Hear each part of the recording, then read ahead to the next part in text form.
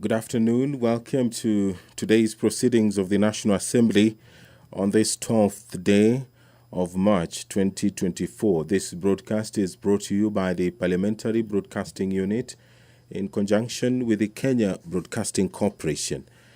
The broadcast is available on KBC Channel 1, on Bunge TV, as well as on YouTube, courtesy of the Parliament of Kenya YouTube channel. My name is Edward Kabasa. We'll take a look at the order of business this afternoon, where the members will be debating a number of bills, some of which have already been debated for the second reading, and what is remaining is for the question to be put. That is the Natural Resources Benefit Sharing Bill, Senate Bills number 6 of 2022, and the Division of Revenue Bill, National Assembly Bill number 14 of 2024 will be read for the first time. This is a committee bill, and the debate will resume on the Regional Development Authorities Bill, National Assembly Bill number 7 of 2023. The principal object of this bill is to consolidate the laws relating to regional development and to provide for the establishment, powers and functions of the 6 existing regional development bodies. The bill standardizes the functions of regional development authorities subject to the unique areas of operation of each regional development authority. It further standardizes the membership of the boards of each regional development authority to 11 members in line with best practices in corporate governance. The Chairperson Committee on National Cohesion and Equal Opportunity will move a motion on compliance to Article 52, Sub-Article 2 of the Constitution regarding the employment of persons with disabilities in public institutions. Thereafter, the members will be debating the National Disaster Risk Management Bill, National Assembly Bill number 24 of 2023. This bill has been sponsored by the leader of the majority party in the National Assembly. The principal object of this bill is to provide a legal framework for the coordination of disaster risk management activities in both levels of government. The bill establishes the Intergovernmental Council on Disaster Risk Management and the National Disaster Risk Management Authority to ensure that there is coordination of disaster risk management issues at the national and county level. The bill further seeks to establish county disaster risk management committees in each of the counties, as the role of disaster risk management is a shared function between the national and county governments under the 4th schedule to the Constitution. To this end, the bill proposes to bring together the staff of the National Disaster Operations Center, the National Disaster Risk Management Unit, to undertake national disaster risk management. The main premise of this bill is to approach disaster risk management in a manner that seeks first to respond effectively and in a timely manner to any disaster or risk of disaster, and to prevent the adverse effects of a disaster, recover as far as may be possible the livelihoods of communities affected by the disaster. If you're just joining us, the business of the National Assembly will be beginning shortly, and as we wait for the members to walk into the chambers and take their seats, we are continuing to take a look at the order of business this afternoon. Another bill that will be read for the second time this afternoon is the National Government Administration Laws Amendment Bill, National Assembly Bill number 73 of 2023. Thereafter, the Chairperson Public Investments Committee on Commercial Affairs and Energy will move a motion on the report of the Auditor General on financial statements of selected state corporations. The Chairperson Decentralized Funds Accounts Committee will also move a motion on the reports of the Auditor General on the National Government Constituency Development Fund for 5 constituencies in Vihiga County, that this House adopts the report of the Decentralized Funds Accounts Committee on its consideration of the financial statements for the National Government Constituencies Development Fund for 5 constituencies in Vihiga County 2013 to 2014, 2014 to 2015, 2015 to 2016. These reports were laid on the table of the House on Wednesday, 14th February 2024.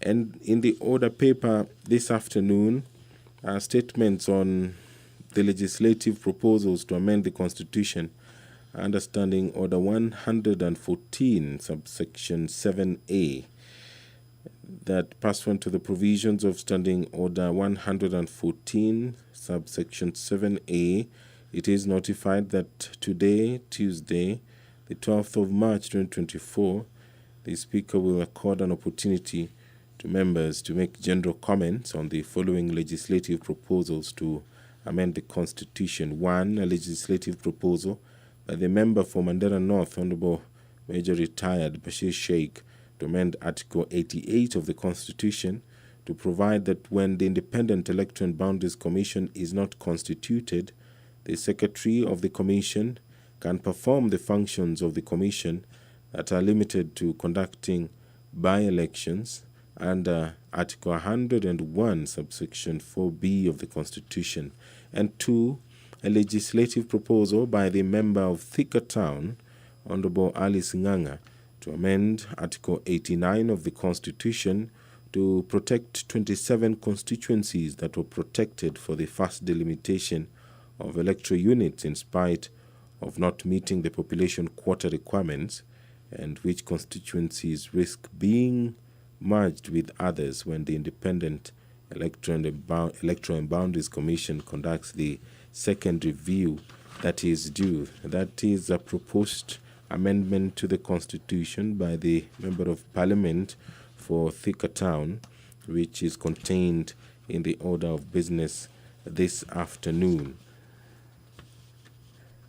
The memorandum of objectives and reasons for this proposed amendment to the Constitution by Honorable Alice Nganga, that the principal object of this bill is to amend the Article 89 of the Constitution to protect 27 constituencies. The said constituencies are Voi, Wundanyi, Mwatate, Galole, Bura, Isiolo South, Samburu East, Laisamis, North Hor, Saku, Kilome, Mukureni, Mbere North, Mathioya, Ndaragwa, Budalangi, Vihiga, Othaya, Mathioya, Kangema, Marakwet East, Keio North, Tetu, Mogosho, Lamu East, Lamu West, and Mvita. The Member of Parliament for Thika Town argues that the Constitution only safeguarded the 27 constituencies from the initial review, which took place in March 2012. With the second review due in 2024, 12 years after the first, it is crucial to ensure that the constituencies are not merged with others. The Constitution stipulates that the Independent Electoral and Boundaries Commission should conduct a review after 8 years, but not more than 12 years. This amendment, according to the Honourable Member, ensures that these constituencies are protected for a minimum of 8 and a maximum of 12 years, allowing them to gradually grow their population to meet the threshold. These constituencies, according to the member, hold significant cultural and development value for their inhabitants. If you're just joining us, the business of the National Assembly is about to begin. There is some activity at the door. The Sergeant at Arms has taken her position, and shortly you will be able to see the maze there on your screen, followed by the Deputy Speaker of the National Assembly, Honorable Gladys Bose, who is going to oversee the business of the National Assembly this afternoon. The members are up and standing in accordance with the standing orders of the National Assembly.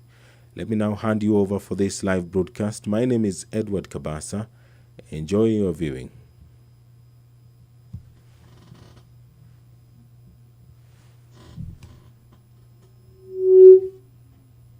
Appointed the officers of leaders and parliaments for the welfare of society and the just government of the people. We beseech you to behold with your abundant favor as your servants whom you have been pleased to call to the performance of important trusts in this republic. Let your blessings descend upon us here assembled, and grant that we treat and consider all matters that shall come under our deliberation in so just and faithful a manner as to promote your honor and glory, and to advance the peace, prosperity, and welfare of our country and of those whose interests you have committed to our charge. Amen.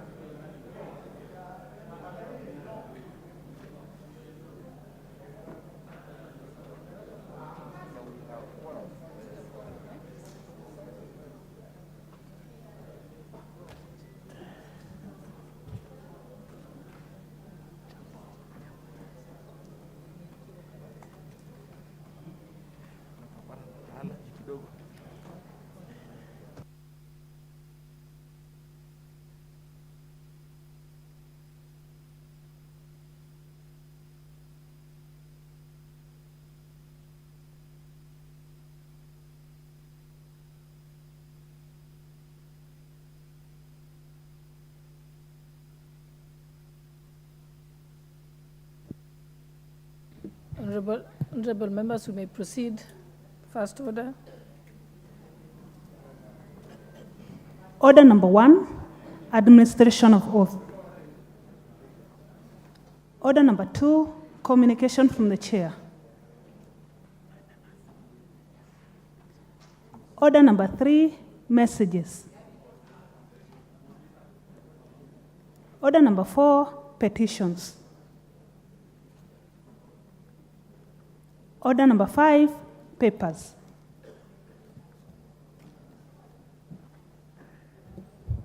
Majority Leader, papers. Thank you very much, Honorable Speaker. Honorable Speaker, I beg to lay the following papers on the table of the House today, Tuesday, March 12, 2024. Reports of the Auditor General of Financial Statements for the year ended 30th June 2023 and the certificates therein in respect of 1, Rivertex East Africa Limited, 2, Karugu Agricultural Training Center, 3, Mount Elgon Lodge Limited, 4, Cooperative Societies in Liquidation Account, 5, Numerical Machining Complex Limited, 6, Kenya Development Corporation, 7, Youth Enterprise Development Fund, 7, 8, Tana Water Works Development Agency, 9, Kenya Maritime Authority Staff Mortgage and Car Loan Scheme, 10, East Africa Trade and Transport Facilitation Project IDA credit number 4148KE, 11, Northern Corridor Transport Improvement Project IDA credit number 3930KE and 4571KE, 12, Mombasa Nairobi Addis Ababa Road Corridor Project Phase 3, Turbi Moyale number PZ1 DBO 095, land number 21001500255546, 13, Kenol Sagana Marua Highway Improvement Project PKEDBO-0337 credit number 5050-2000-00901 and 2000-020,045-04.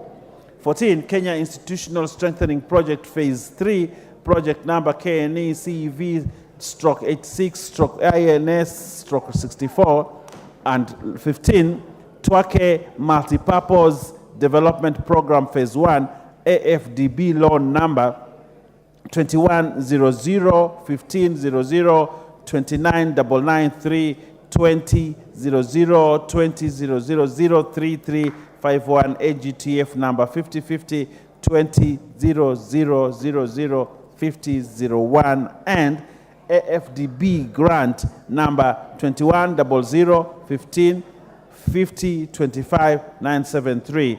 Honorable Speaker, I beg to lay. Thank you.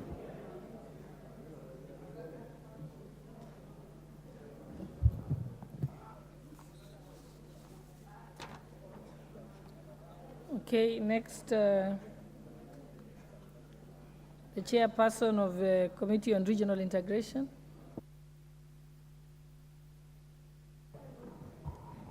Thank you, Honorable Speaker. Honorable Speaker, I beg to lay the following paper on the table of the House today, 12 March 2024. The report of the Committee on Regional Integration on its participation in the 10th African Grain Trade Summit held in Uganda from 5th to 7th October 2023. I beg to lay. Thank you. The Honorable Chairperson of the Departmental Committee on Justice and Legal Affairs. Thank you. Thank you very much, Madam Speaker. Madam Speaker, I beg to lay the following papers on the table of the House today, Tuesday, 12th March 2024. Firstly, addendum to the report of the Departmental Committee on Justice and Legal Affairs on its consideration of the National Government Administration Laws Amendment Bill, National Assembly Bill number 73 of 2023, tabled on 21st February 2024. Secondly, report of the Departmental Committee on Justice and Legal Affairs on its consideration of the Houses of Parliament Bicameral Relations Bill, National Assembly Bill number 44 of 2023. Thank you, Madam Speaker. Next is the Honorable nominated member, Honorable Irene Mayaka. Sorry, I don't think that's... Yes, I'm correct, yes. The Honorable Irene Mayaka.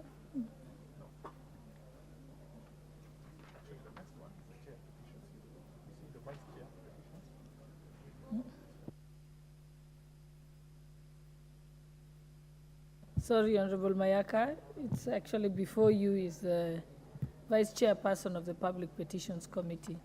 You're under Order 7. So you may proceed. Chairperson of the Public Petitions Committee. I think it's being delivered by the Vice Chairperson, Honorable Janet Sitione.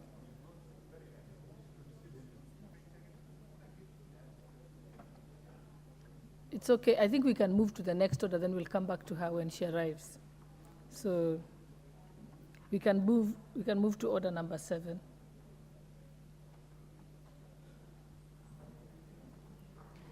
Order number 6, notices of motion.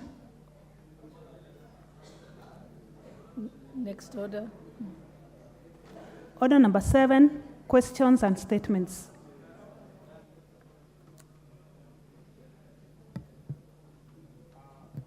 It's okay, we'll give her a chance to settle down, so we can just go to order number 7.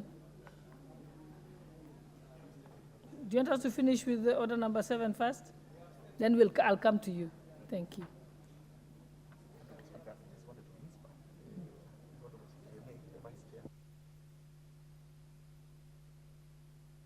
Yes, I know. Honorable Stene has joined us, but let's give her a minute to settle down. So let's proceed to the next order first. We'll come back to her. Okay, the Honorable David Kiplagat. Okay, thank you, Madam Speaker. I was worried that I had been forgotten.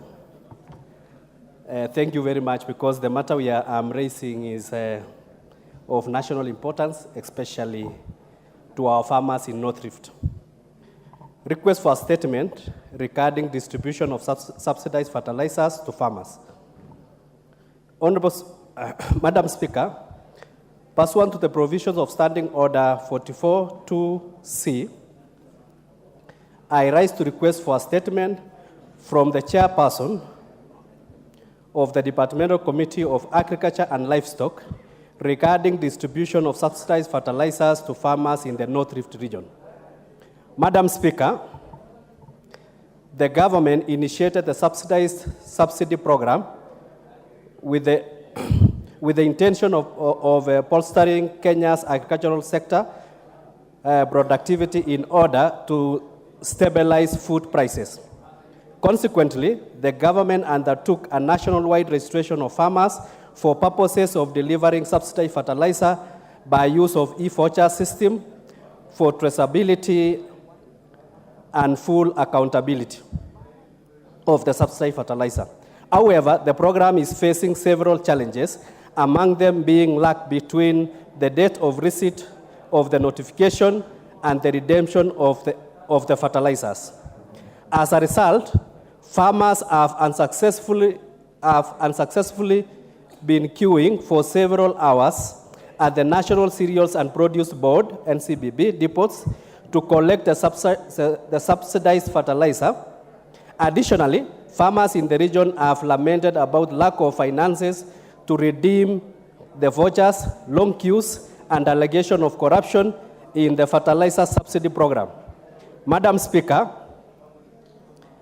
since the planting season has already commenced, particularly in the North Rift, it is imperative that the government speedily streamlines distribution of subsidized fertilizers to farmers to forestall crop failure resulting from late planting. It is against this background that I request for a statement from the chairperson of the Departmental Committee of Agriculture and Livestock on the following. 1. Speaker, you protect me. I need to be heard in silence.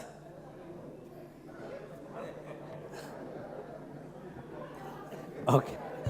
Proceed, we can hear you loud and clear. Okay. Despite the murmurings. 1.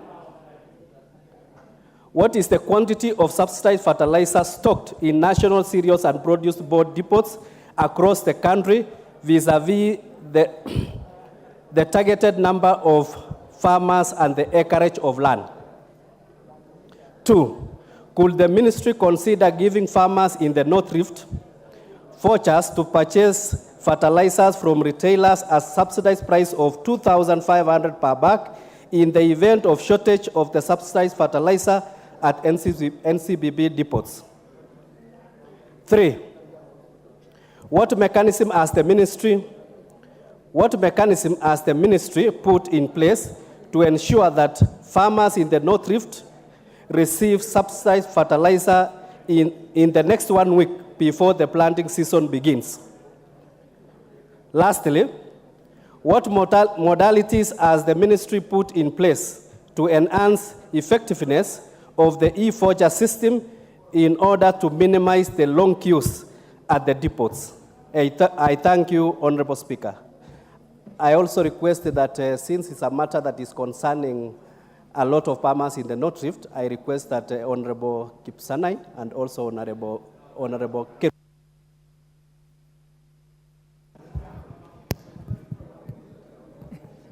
He's decided to take up the Speaker's seat. Before we proceed, honorable members, allow me to recognize students seated in the public gallery. There's one school from Kirobon Girls High School, from Rongai constituency, Nakuru County. Second, we have Wanyenzie Secondary School from Mwingwi West constituency, Kitui County. 3, Rarakwa Girls from Kigumo constituency, Murang'a County. And also Gitwe Secondary School from Githunguri constituency, Kiambu County. The 5th school is Londiani Township Secondary School from Kipkelion East constituency. And I'll give an opportunity to Honorable Joseph Cherorot, to member for Kipkelion, to welcome the students, school students on our behalf. Thank you, Madam Speaker, for giving me this opportunity to welcome all the students who are with us today in the plenary. This is an opportunity for these students, Madam Speaker, to learn, and I want to say that this house is a role model to the students, Madam Speaker. Unlike during our days, when you used to just read it in the books, but they have an opportunity to come and even see practically and be able to listen to what we are actually discussing and moving in this house, Madam Speaker. Therefore, I want to welcome all of them, and I want to encourage all the students who are with us this afternoon that cheer up and make sure that you perform in your schools. Thank you, Madam Speaker.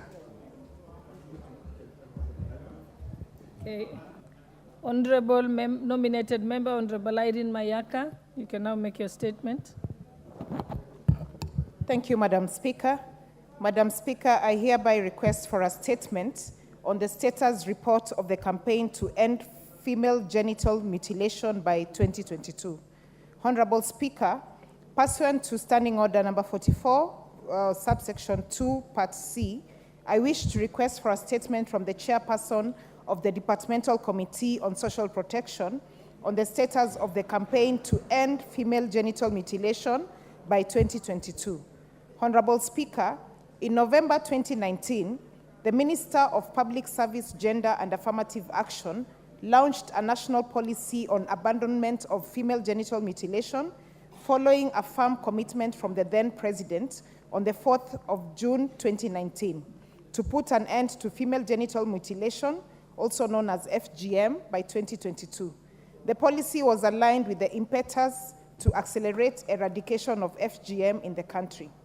Honorable Speaker, while the strides taken by the Minister of Public Service, Gender and Affirmative Action in the eradication of FGM cannot be gainsaid, certain areas in the country still practice FGM. There is therefore need for extension of the campaign to end female genital mutilation, to ensure total prohibition and eradication of all forms of FGM in the country. Honorable Speaker, it is against this background that I seek a statement from the chairperson of the Departmental Committee on Social Protection on the following. Number one, could the minister provide a status report on the achievements that resulted from the campaign towards ending FGM by 2022? Number two, what initiative did the ministry put in place to sustain the gains made through the campaign beyond 2022? Number three, what programs has the ministry initiated towards sensitizing communities susceptible on the negative effects of FGM and the amount of resources allocated to achieve accelerated eradication of the FIs?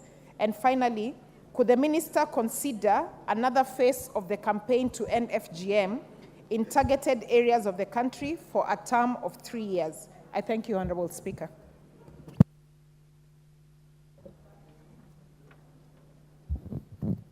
The Honorable Member for Tharaka, Honorable George Burugara.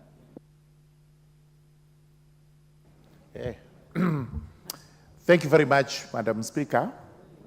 Madam Speaker, this is a request for a statement regarding the mysterious death of Ms. Peris Karimi Mugera of Tharaka Nithi County. Honorable Speaker, pursuant to the provisions of Standing Order 44.2c, I rise to request for a statement from the chairperson of the Departmental Committee on Administration and Internal Security regarding the disappearance and mysterious death of one Ms. Peris Karimi Mugera of ID number 30960640 from Ndironi village in Tharaka Nithi County.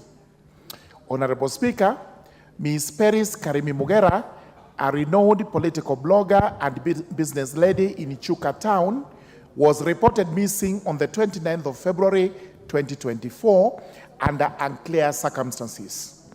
The frantic search for the deceased by her family and the police officers from Chuka Police Station met a tragic end on 8th March 2024 when the deceased family positively identified a body at the Kirogoya mortuary in Kirinyaga County. It is reported that a lifeless body had been found dumped along the Mwea Sagana Road in Kirinyaga County on the 1st of March 2024.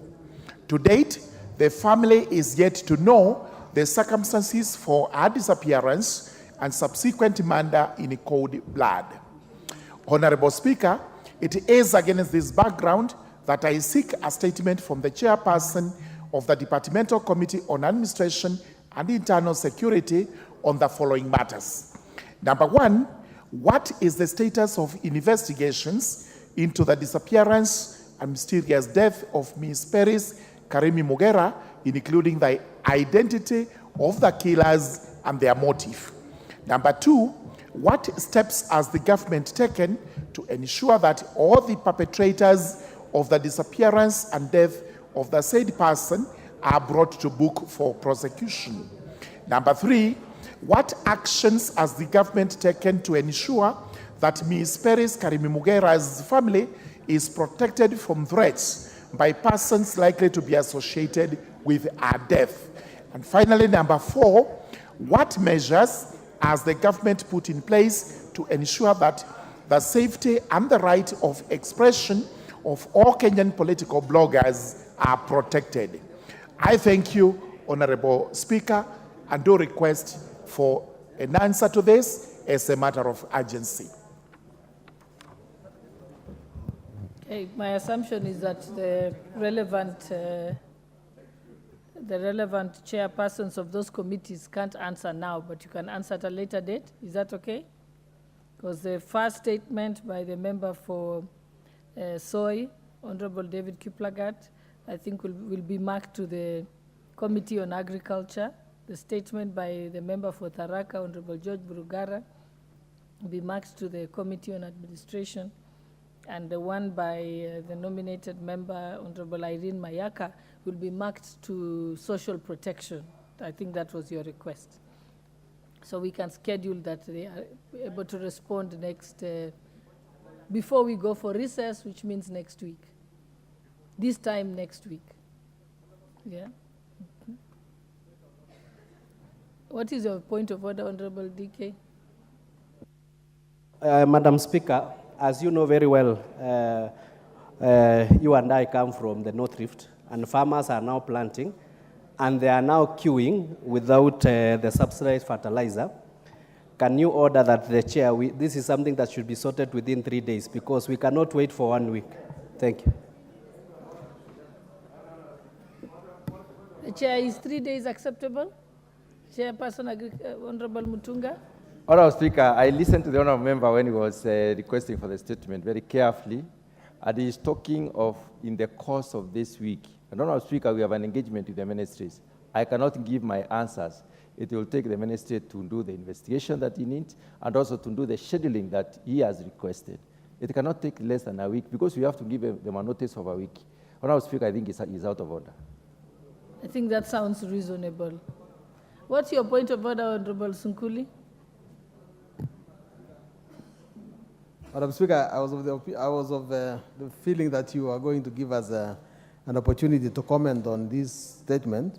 But now that I see that that's not the way you are doing it, I would request that when the answer to that statement is given, it should not be limited to the North Rift. Because, Madam Speaker, we have the problem in Kilgoris, which is in the South Rift. Fertilizer is being given in small quantities. It expires very quickly. Some people are being given more than they deserve, and they are selling it to the neighboring places in Kisii. And in fact, yesterday, the cereals board was flooded by people from other places other than Kilgoris.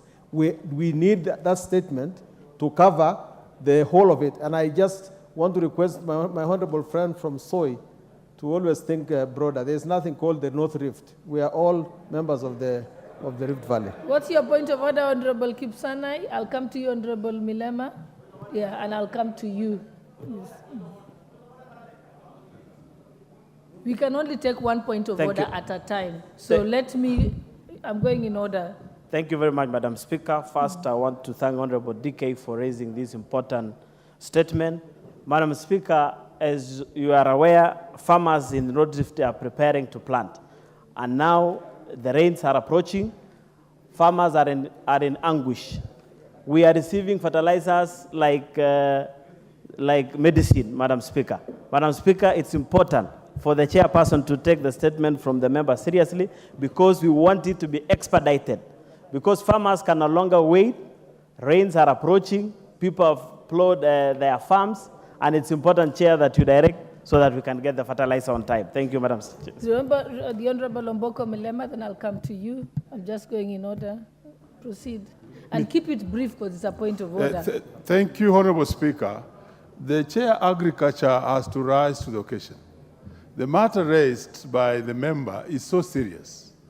You know, the magic happening in the country currently is because we got some fertilizer during the second planting and the first planting. And that's why the price of Gorogoro is now oscillating where it is. This is very serious, Chair, Agriculture. And you should be able to reply to this because I was in the constituency and in our place, Honorable Speaker, there's no fertilizer. People are queuing, both in Honorable Maungu's constituency and my constituency. So we need the fertilizer so that we keep the Gorogoro down. You've made your point. If it's a point of order, it should be brief, Honorable Lowen Bayer. Then I'll come to you, Honorable Kosin.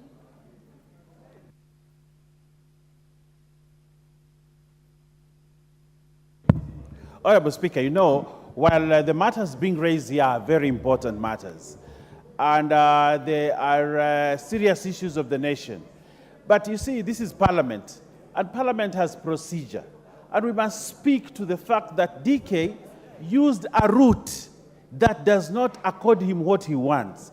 He requested for a statement. And my understanding, and having been in this Parliament, when a statement is requested, we don't debate. We don't start issuing points of orders in the guise of debating the matter. He should have come to this Parliament on an adjournment motion so that he can get what he wants. But to use request for a statement, Honorable Speaker, for us to debate a matter is completely out of order in this Parliament. He should use the correct path. The chairman has stated, give me 1 week, and the matter rests. The matter rests. But for us to use a back door this is Parliament, it's a house of procedure. It must be followed, Honorable Speaker. Honorable Owen Bayer. Yes. Honorable Owen Bayer, actually, you're more out of order than everybody else. Because if you are on a point of order, you keep it brief. You simply say your point. And that's what the challenge is happening now. Everybody is making a speech, calling it a point of order, but you're also even doing the same thing yourself. Honorable members, I think the point has been made.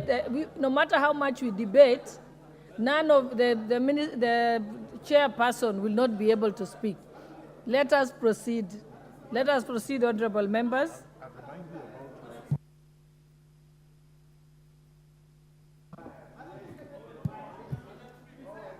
Honorable Kosin, you're out of order. We've closed that chapter. So let's go back. If you remember, honorable members, I had reordered the order paper and gone to number 7 and actually skipped one item on order number 5. So I'll call upon the vice chairperson of the Public Petitions Committee, Honorable Janet Sitiene.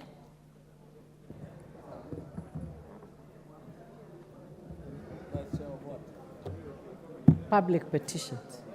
Honorable Speaker, I want to thank you for giving me this opportunity.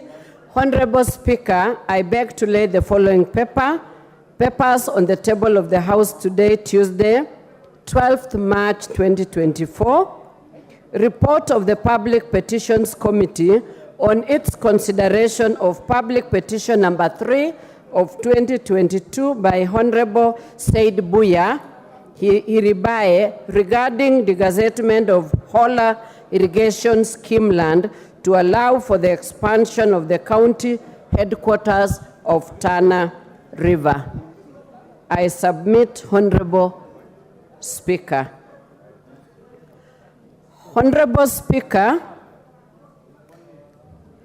I beg to lay the following paper on the table of the House today, Tuesday, 12th March 2024, on the report of the Public Petitions Committee on its consideration of public petition number 4 of 2022 by Mr. Stephen Mutoro regarding funds spent by the national government contrary to the provisions of Article 223 of the Constitution. I submit, Honorable Speaker. Honorable Speaker,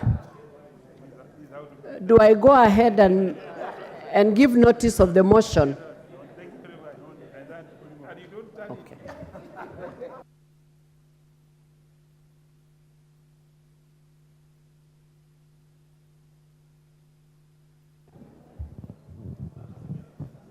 Honorable Member, did you have a notice or you just simply had the paper to lay? Sorry. Honorable Speaker,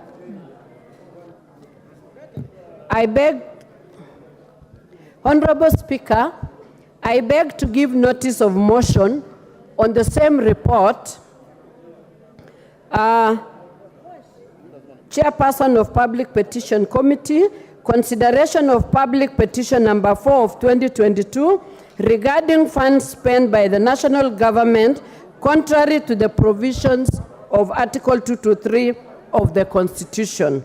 Honorable Speaker, I beg to give notice of the following motion: that this House adopts the report of the Public Petitions Committee on its consideration of public petition number 4 of 2022 regarding funds spent by the national government contrary to the provisions of Article 223 of the Constitution, laid on the table of the House on Tuesday, 12th March 2024. Honorable Speaker, I submit. Thank you. And now, honorable members, we can now go back to order number 8. You can announce the order. Oh, yes, okay. Let me give Leader of Minority, let me give you opportunity. You had a point of order earlier. Thank you very much, Honorable Speaker. I'll be rising on a point of order number 47.3. Point of order number 47.3.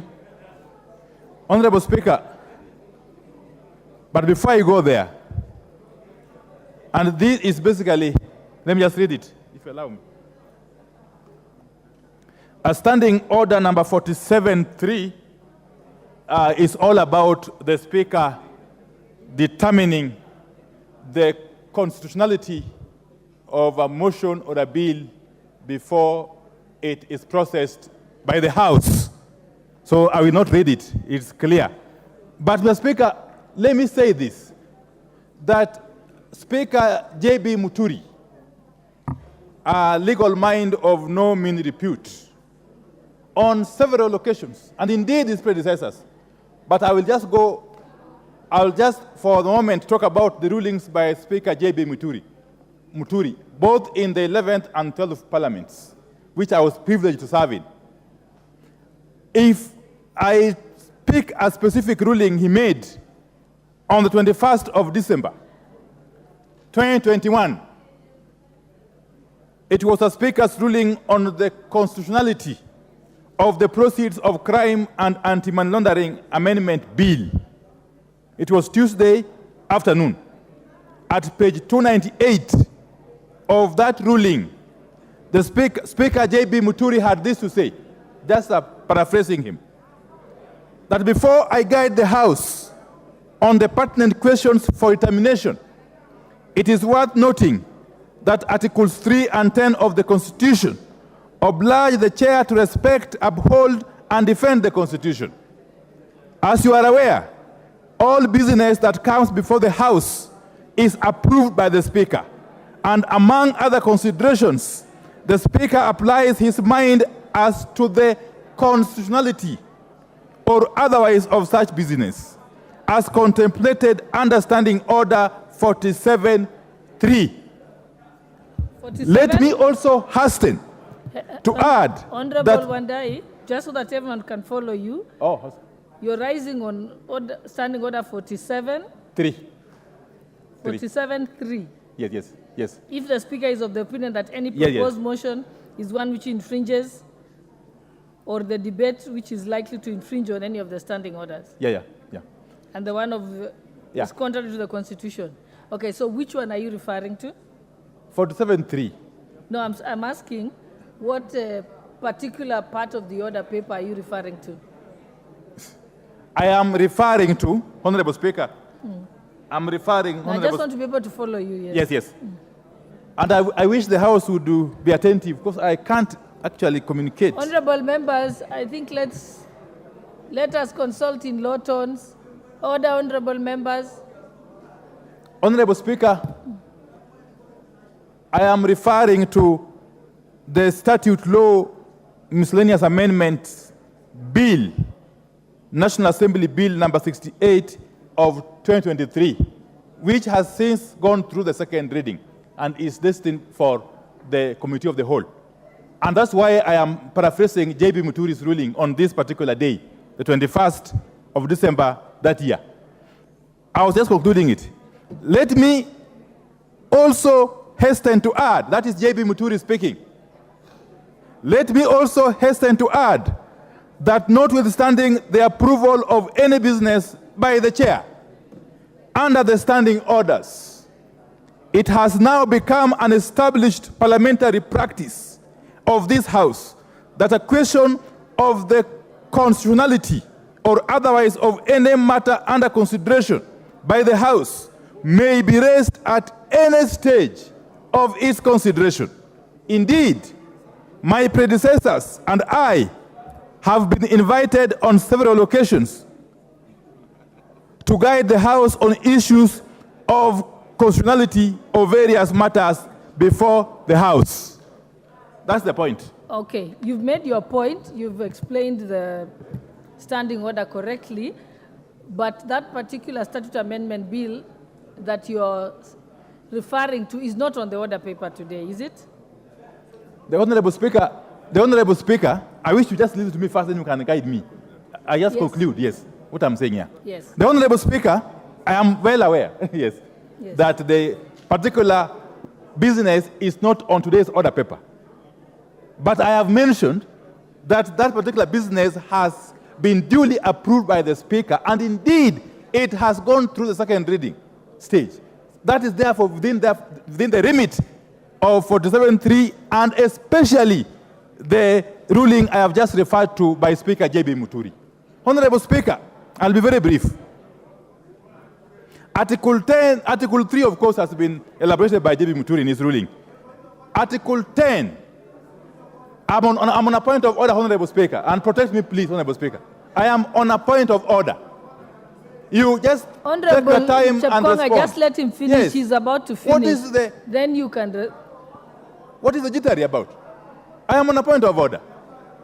Honorable Chepkonga, you're out of order. Allow me to listen to him, then rule on it. You can't rule from your seat. Honorable Speaker, thank you very much. Honorable Speaker, I'm particularly referring to the Value Added Tax Act of 2013 that this amendment bill is proposing to amend. Honorable Speaker, the first question is the VAT Act 2013 a money bill or not? The answer is, it is indeed a money bill. And the proposer of the bill is suggesting to delete section 268(2)(a).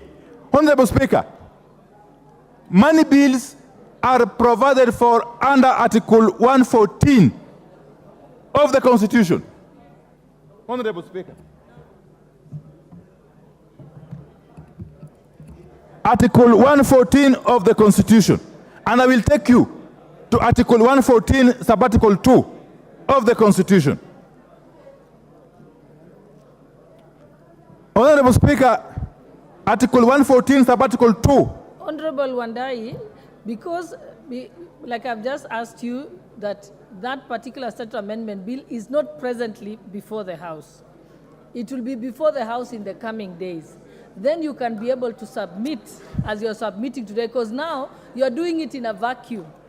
Honorable So even if I were to give a ruling, it's impossible to give a ruling as it is not before the House. The Honorable Speaker, I'm just concluding. My point is this.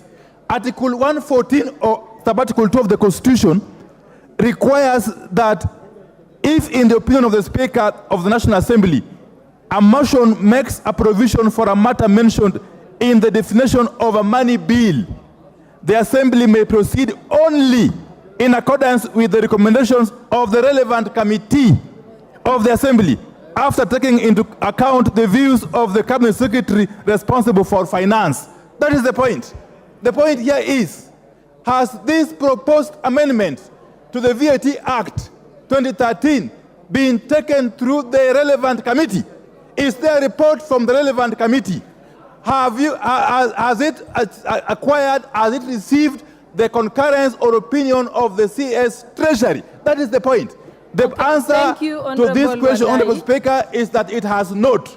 Okay. And therefore, the business is before the House. Even if it is not on the order paper today, it is before the House. The business is before the House and procedurally. Wandai. Is ultra.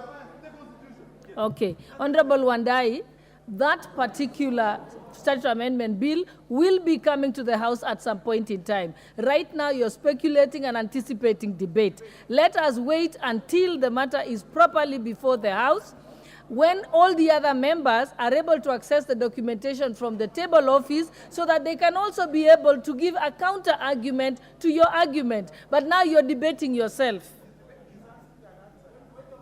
Yes, so you've made your point and you've put it well, so let us proceed.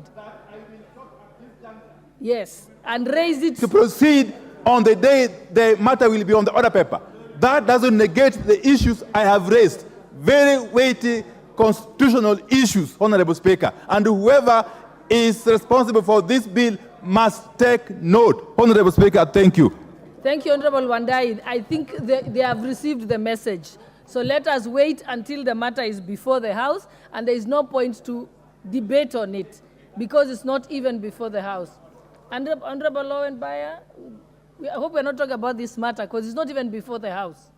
We are just speculating and anticipating debate, and no one else in the room, probably save for the two of you, know about it. So let us wait until it's properly before the House. Just to be on record, Honorable Speaker, it is proper that we comment on this matter. The Honorable Wandai brought this matter properly before the House, and I want to commend him on one thing, that no one in this Parliament is interested in passing a law that is unconstitutional. It will be foolhardy for us to sit here, pass a law that we know is unconstitutional, and actually let it go, because we swore to protect the Constitution. So, Honorable Speaker, much as there is substance and a lot of substance to what Honorable Wandai is saying, but this House also has procedure. And as you have ruled, Honorable Speaker, we agree with you that the proper procedure must be followed. If this matter is not before the House today, Honorable Wandai has an opportune time. When this matter is presented on the day that it will be debated, he will have his day. And we will also have our say on the matter. But at the end of the day, because it is a constitutional issue, it is a matter before the Speaker to make a ruling and guide the House on how we move forward. So we want to thank you, Honorable Wandai, for raising a constitutional matter, but we ask of you to hold your horse until that particular time. Then we can have a robust debate and the Speaker can make a ruling that can guide the House. I thank you, Honorable Speaker. Thank you. I think that matter is now settled. Next, we can move to the next order. Order number 8, procedural motion, reduction of publication period for a specified bill. Deputy Leader of Majority.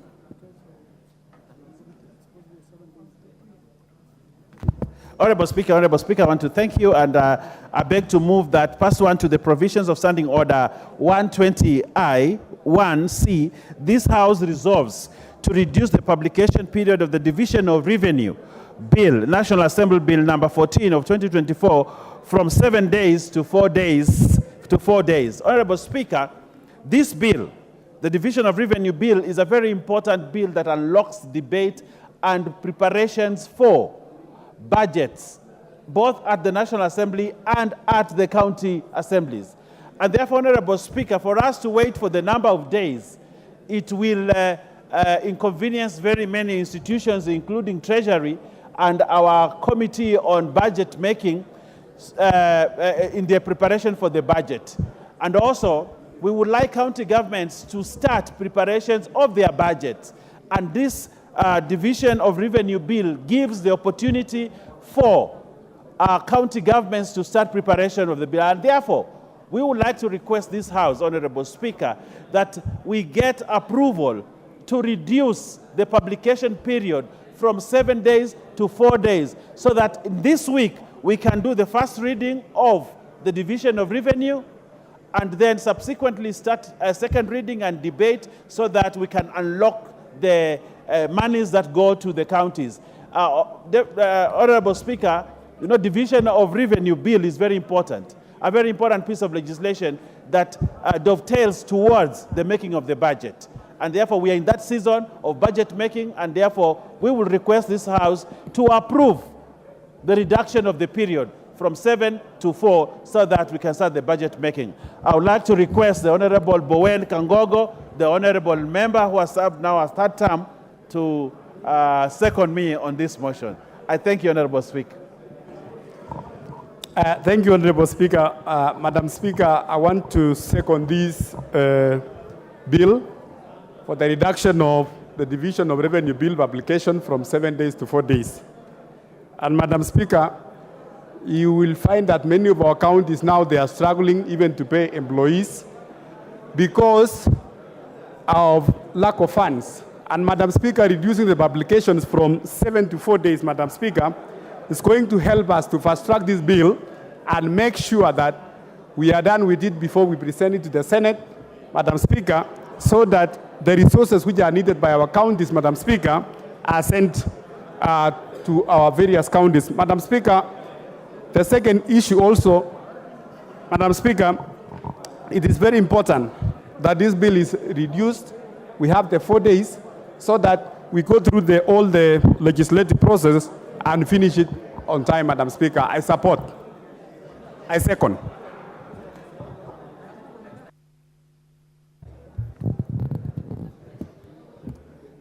Honorable members, allow me to propose the question that pursuant to the provisions of Standing Order number 121C, this House resolves to reduce the publication period of the Division of Revenue Bill, National Assembly Bill number 14 of 2024, from 7 days to 4 days. Okay, you can see the mood of the House is that we put the question. Honorable members, I now put the question that pursuant to the provisions of Standing Order number 121C, this House resolves to reduce the publication period of the Division of Revenue Bill, National Assembly Bill number 14 of 2024, from 7 days to 4 days. Will as many as of that opinion say aye? Aye. Will as many as of the contrary opinion say nay? The ayes have it. Next order. Order number 9, the Natural Resources Benefit Sharing Bill, Senate Bill number 6 of 2022. Question to be put. Honorable members, allow me to put the question that the Natural Resources Benefit Sharing Bill, Senate Bill number 6 of 2022, be read a second time. Will as many as of that opinion say aye? Will as many as of the contrary opinion say nay? Nay. The nays have it.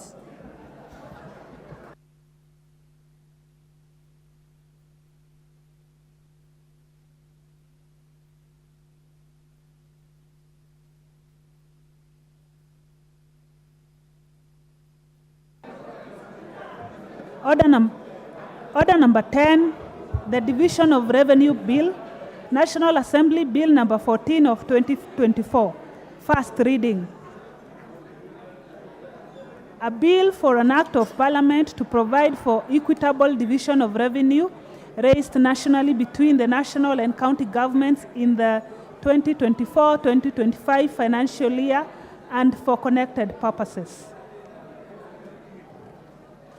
Order number 11, the Regional Development Authorities Bill, National Assembly Bill number 7 of 2023, second reading. Honorable members, before we resume debate on order number 11, allow me to recognize the following schools who are seated in the speakers and public galleries. Mutumo Mixed Secondary School, Kitui South Constituency, Kitui County. Nyangati Secondary School, Mwea Constituency, Kirinyaga County. And Ngita Girls Secondary School, Alego Usonga Constituency, Siaya County.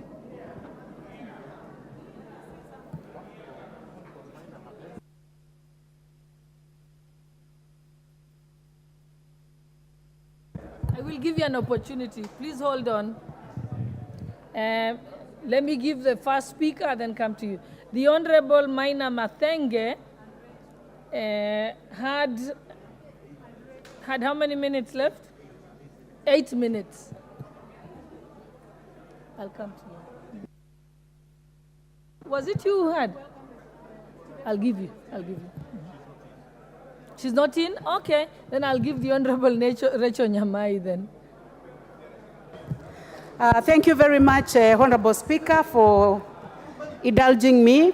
I would like to take this opportunity, Honorable Speaker, to welcome students from various counties, constituencies in our country this afternoon, and more specifically, Honorable Speaker, welcome students from my constituency, Mutomo Mixed Secondary School. As I welcome them, I would like to tell them that this is the place, this is the August House, where legislation is done, representation is done, and I would like to encourage you to know that it is possible to find yourselves in this place, to be able to one day represent your country. And as you go home, be assured that the members of parliament we have here have your interest at heart. Thank you so much, Madam Speaker. I will give you a few minutes, the Honorable Member from Alego Usonga. Thank you, Madam Speaker. Madam Speaker, let me welcome students and teachers from Ngea Girls High School from my constituency, Alego Usonga. Madam Speaker, I wish to inform the House that Ngea Girls High School is the oldest girls' school in the entire Nyanza region. Also, Madam Speaker, Ngea Girls High School is the only national school in Alego Usonga constituency. Madam Speaker, this school has had notable alumni from this house. Madam Speaker, the former MP for Game, the late Dr. Grace Ogot, was an alumni of Ngea Girls High School. Madam Speaker, also, ICC Judge Justice Joyce Aluoch is an alumni of Ngea Girls High School. Madam Speaker, the late Oriero Gomanduli is also an alumni of Ngea Girls High School. Madam Speaker, there are so many notable Kenyans who have gone through Ngea Girls High School. Madam Speaker, this school is very special. And Madam Speaker, as I welcome teachers and students into this house, I want to say, Madam Speaker, that I am proud of this school because this school continuously excels in national examinations. Madam Speaker, I know that seated in the gallery are girls who are going to join this house in future. I want to tell them that this house belongs to them, and in future they should not limit their ambitions, and they should work hard to ensure that they become members of parliament. Thank you, Madam Speaker.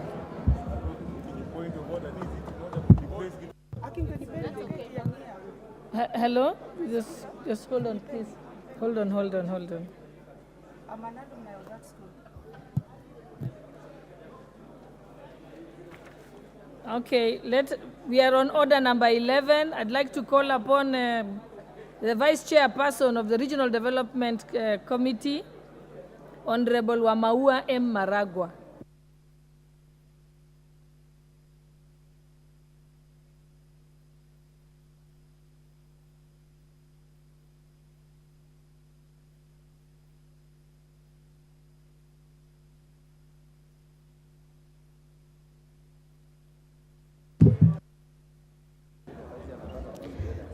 Thank you, Madam Speaker, for giving me a chance to support the bill from the Committee of Regional Development. Madam Speaker, this bill seeks to consolidate the laws relating to regional development and to provide the establishment, functions, and powers of the 6 regional development that are mostly found in the ASO areas. Madam Speaker, this bill also which has the authorities are established by a separate act of parliament, and therefore the bill seeks to merge the establishment and the operation of the 6 authorities so that they can be under a single act of parliament. And also, Madam Speaker, it seeks to standardize the functions of the authority subject to the unique areas of operation of each of the regional development, because wherever they are not in the same areas within the same environment, and therefore this bill is seeking to make sure that the standardization is there. Madam Speaker, when it came, the committee has narrowed it down to some areas like the membership following the proposed following the Mwongozo, the provisions of the Mwongozo Code of Governance for the State Corporation, so that the size of the board shall be limited to 9 members, excluding the ex officio member, contrary now to what the bill has, though this is an amendment that the committee will bring during the committee of the whole House. Madam Speaker, when we support, and I'm hoping this House will support this bill, as per the Article 189, Sub-Article 2, it outlines the importance of cooperation among different levels of government to carry out their duties effectively. Because, Madam Speaker, most of whatever is done by the regional development authorities happens to be under the functions of the county government. And therefore, Madam Speaker, we need a lot of cooperation so that these 2 levels of government will not be seen to be fighting, but in any way to improve and to fill the gap of the socio-economic status of our people. Therefore, this collaboration is crucial to make sure that we achieve better development outcomes for the people of this country. And therefore, by combining their strengths and resources, the RDAs and the county government can be able to join forces and be able to tackle some inequalities. Also, they can join to boost the economic progress and also improve the overall quality of life for everyone in the areas where we find the regional authorities are. We know there are some areas that we do not have the regional development authorities, but the purpose of why the Act came and formed this regional development authority is to make sure in most of our regions where we have the ASO areas, we are adding another strength to assist the county government to be able to fill up the gaps. And therefore, Madam Speaker, the RDAs will remain vital entities in our country's development landscape. And thanks to their diverse functions and proven capacity to foster the socio-economic growth while effectively managing our resources. They also play a very vital role in driving sustainable growth and resource management nationwide. Madam Speaker, this bill had come during the 12th Parliament, but we were not able to conclude on it due to Parliament coming at a sin and die. And therefore, as a committee of the regional development, we found, because it is very important to combine and to harmonize and to standardize and to have one act of Parliament, it was good so that we bring it. Due to time, I may not be able to bring all what is contained in the Regional Development Authority Bill, but I want to single out that the Regional Development Authorities are credited to have conceptualized and implemented some of the very mega projects that we have, like Masiga and Kiabere multipurpose dams on River Tana. We also have Takwel multipurpose dam on River Takwel. We also have Sodu River multipurpose project on River Sodu, under which Sodu Mereu hydropower was implemented. We also have, Madam Speaker, Mwache Dam multipurpose development project, which is still ongoing under implementation. And I want to say, Madam Speaker, a lot has been done by the RDAs. It has created employment, and it has also made sure that it has made some of our women groups, youth groups very busy, doing projects that are income generating, and therefore out of marketing, whatever they are getting out of that after being supported, Madam Speaker, we are finding that our people are still putting something into their pocket. Therefore, I would request the members of this House to fully support this regional development bill so that we can be anchored on one act of Parliament instead of having the so many acts making each of the 6 regional development, and so that we may also be able to enhance collaboration and cooperation of the national government and the county government, because all the 2 levels of government mean well to improve the socio-economic status of our people. Madam Speaker, thank you. Honorable members, before I give the next speaker, I just decided to rise so that I can make this clear. I think the speaker a few weeks ago ruled that people will only be, honorable members will be given the opportunity to speak if they have their cards. And if you don't have your card, the clerk's office says it's available upstairs, so you can get it. It will make it easier for us to work. And also, if you have a school from your constituency that's here, if you write it on a piece of paper and just leave it at the table here so that you're not distracting me, it will make it so much easier. And everybody can be able to have an opportunity.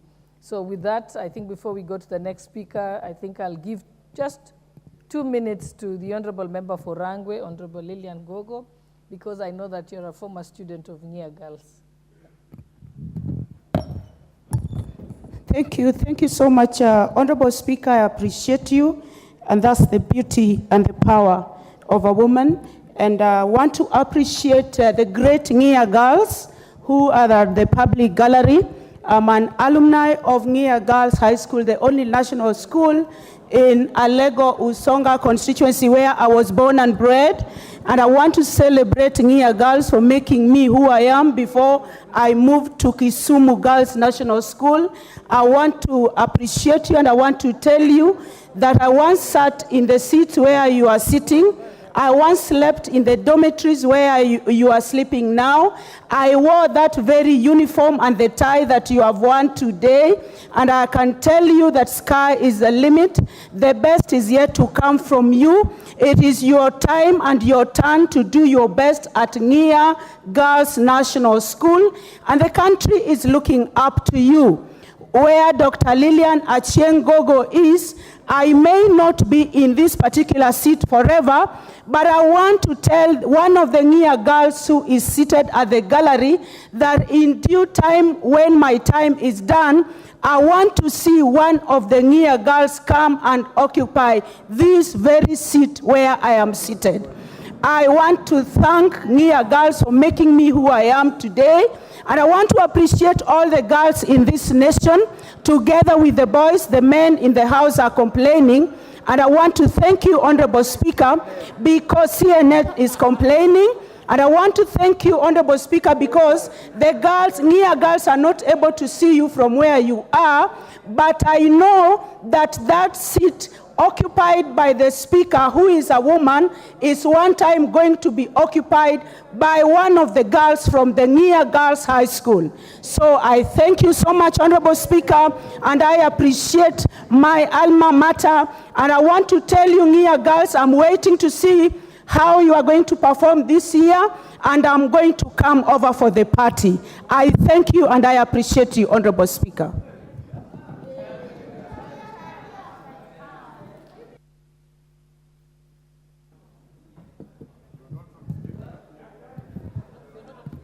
Oh, sorry. The Honorable Member for Ganze, Honorable Tungule, MP. Was I heard?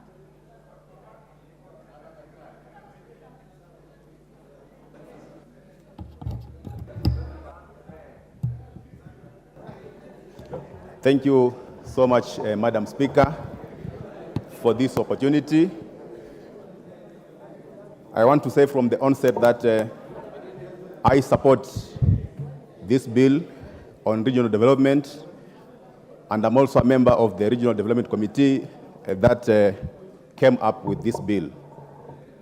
Madam Speaker, regional development authorities have been here with us since independence. Mr. Speaker, these have been the engines of development, especially in our rural areas. But Madam Speaker, these authorities that we have had have been operating on different laws. So their functions have not been coordinated. Their functions have been haphazard. And as a result, the outcomes of the operations could not be properly accounted for. Madam Speaker, Mr. Speaker, we know that these authorities have the capacity to develop our rural areas if they are given the necessary legal framework. But it has been difficult, Mr. Speaker, because they have been operating under different acts of parliament. This bill seeks, therefore, to collapse all these different acts of parliament and bring these regional development authorities to operate under one act of parliament. Mr. Speaker, one of the benefits that are going to accrue when these regional authorities are put under one law is that their functions are going to be coordinated and it will be easy even to oversight them. So I want to say that I support this bill because it's going to be of a lot of benefit to this country. Mr. Speaker, one of the things that this bill seeks to rectify is the fact that the boards, these regional development authorities have been operating on very bloated boards. And most of the board's members that are appointed do not come from the areas that these boards operate from. We have 6 RDAs in this country, all of them operating under different acts of parliament. But when it came to the operations or the appointments of the boards, you will see CDA or Coast Development Authorities, for example, it has board members from maybe another area of this country. One of the things that this bill is going to correct is the fact that, first of all, the number of board members is going to be reduced from the current 12 to 9 to make it to conform with the Mwongozo guidelines. And again, apart from the ex-officio members, these board members are going to come from the areas where these boards are operating from. And I'm sure this is going to be beneficial to these boards because many of the board members will be coming from the areas that the board are operating, so they'll be conversant with the issues that are affecting people in that area. Mr. Speaker, regional development authorities have been operating before even devolution came. And some of the functions of these authorities have been taken up by the counties. But there's still a big role that these authorities can play in this country. Even some of the functions that are devolved and are now under the purview of the counties, there's still a lot that needs to be done. We know functions like water are now under the counties. But again, there are some projects that counties cannot do alone because they are cross-cutting. There are some projects that we need to bring like 2-3 counties together so that these projects can be effectively done. This is where RDS can come in very effectively. We have seen attempts by counties to form regional bodies so that they can pull resources together. These are functions that can be done effectively by RDAs. So I know there has been complaints or there have been attempts by the Council of Governors to disband the RDAs. But I want to say that the roles that RDAs are playing are complementing and supplementing what the counties are doing. Because we know that already the counties have so much in their hands. They are not effectively implementing what they are supposed to do. Bringing an extra hand to help them also do their functions is not bad at all. So I want to say that much as we appreciate what the counties are doing, but there are some roles that these RDS can play that are going to be even beneficial to the counties themselves. We have seen the attempt to form economic blocks.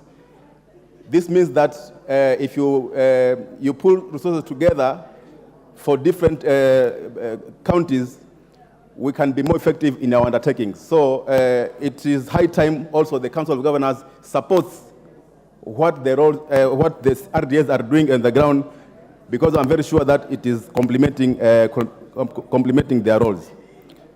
Mr. Speaker, that is my submission, and I want to say that I support this bill by the regional development authorities. Thank you. The Honorable Christine Ombaka. Thank you, Mr. Speaker, for giving me this opportunity. I just want to welcome Nia girls in this August House because this is the first time that they've been here. I want to tell the girls that this is where we work. Here is where we represent you. This is where we make laws that protect you as a girl. And the laws that we have made in this house is meant to protect you and to encourage you to improve your lives. We have talked about education for the girl child. We have talked about empowerment of the girl child. This is where we debate about it. Nia Girls is a school that has brought out many strong women in this country. In a European tongue or in the European sense, it is an Ivy League kind of school, the best of the best.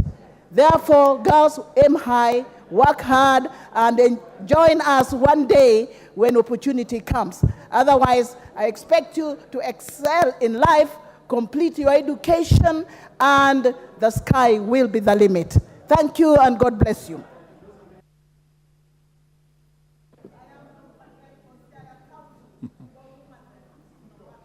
The Honorable Christine, ordinarily I thought you'd be speaking on the motion, but you have had your way. Nevertheless, let's have the Honorable Phyllis Bartow, but speak on the motion. Do we have Phyllis Bartow in the House? If you are not speaking on this, I can move to the next member. Mr. Speaker, I am not speaking on this particular one. Thank you. Let's have the Honorable Ekomas Mutuse. Are you in the House? Now, there's a general atmosphere that people keyed in to speak on matters that may have lapsed already. So could we refresh the whole screen and then we key in so that we are able to know who wants to speak on this. Meanwhile, Leader. Mr. Speaker, I raise understanding order number 95 to request that the mover may be called to reply. Order, Honorable Mutuse. Number one Honorable Mutuse, you are completely out of order because one, you are not even sure what you wanted to speak on. Then secondly, you want to call on standing order number 95. That's wrong. Let's have the leader speak on this. Give him the mic. Honorable Speaker. All right. Honorable Speaker, this bill, the Regional Development Authorities Bill, is very important. It's a very important bill. And I would like to urge many members to contribute because it affects us. One, Honorable Speaker, we must align these regional development authorities to the Constitution because some of the mandates that they have taken belong to the county government. Now, because they belong to the county government, it becomes counterproductive because it's a constitution. Actually, it is a constitutional issue. Because regional development authorities want to do water, they want to do education, they want to do roads, they want to do health, and yet regional development authorities are entities under the national government. County governments should be given space to do their work within their mandates, within Schedule 4. To continue to have regional development authorities in this government that have functions that cut across is contravention of the Constitution. And therefore, they must be aligned. They either need to choose to be animals or to be birds. We need to align the regional development authority. Today, we have around 9 regional developments. And these regional developments, Honorable Speaker, are doing work that is cross-cutting. So the first point, Honorable Speaker, we must abide by the Constitution. In Schedule 14, Schedule 4 of the Constitution, where should they lie? Should they lie within the national government or the county governments? Honorable Speaker, there has been the argument by governors, for which I support to some extent, because governors have been setting regional blocks which require money so that they can do the functions of the county government. But we have been denying regional blocks resources because we are taking the money to regional development authorities. And yet they do not have mandate to do the work of the county government. Honorable Speaker, I would change this law, and I think I'll have my say in third reading, that we change that instead of having these regional development authorities which consume money, they pay a lot of staff, they do nothing. Honorable Speaker, we change it to give it to the counties. They hold what is called the regional blocks, as we fund regional blocks, and they do work for county government, and we see productivity, Honorable Speaker. Some of these regional development blocks, authorities, Honorable Speaker, receive a lot of money from donors. In the case of Coast Development Authority, it has received millions of shillings from the Italian government. But what was it that we see? We see them sitting, they divide the tenders among their colleagues, they divide them among their families, and at the end of the day, the coast people have never benefited from the Coast Development Authority because there is no structure to govern them. Even the minister at the top, the regional development minister, has no say completely under this regional development because they are like parastatals, and yet they are not parastatals. But they consume a lot of money from national government and give no results. So, Honorable Speaker, I would like to see either we strengthen them to take care of counties or we strengthen them to take care of national government. But it will give us an opportunity to send even more money and development to counties if we allow these regional development authorities to be what is now the economic blocks that we have. We have Jumuiya County Zapwani in the coast. We have the Lake Basin, the Lake Regional, the Lake, not Lake Basin authorities, the authority, the block which brings the counties at the Lake region, where you have Nyamira, you have Homa Bay, you have Kericho, you have all those. You know, that block, we give it money. But Lake Basin Development Authority is doing work which the governors should be doing. You know, so there's a conflict in law, Honorable Speaker. And I just hope my friend, the chairperson who is here, takes cognizance of these facts so that we reform regional development. But they must choose where they must belong. They cannot be a cow and be a goat at the same time. They have to choose who they want to be so that we get benefit for the money that we put. Secondly, Honorable Speaker, we need to align also them to the mwongozo. You know, I think they have many board members. How do you bring a board member to Coast Development Authority and give a membership to someone who has never been to the coast, who understands nothing about the coast region, but he's a member of Coast Development Authority? He's a board member, but he doesn't know anything about coast. How does he sit down to decide development issues for a region he understands nothing about? How do you bring a person from the coast to the Lake Basin General Authority to discuss issues of the lake what's your point where of order, he Honourable understands Member? nothing about, Honourable There's Speaker? a point of order there.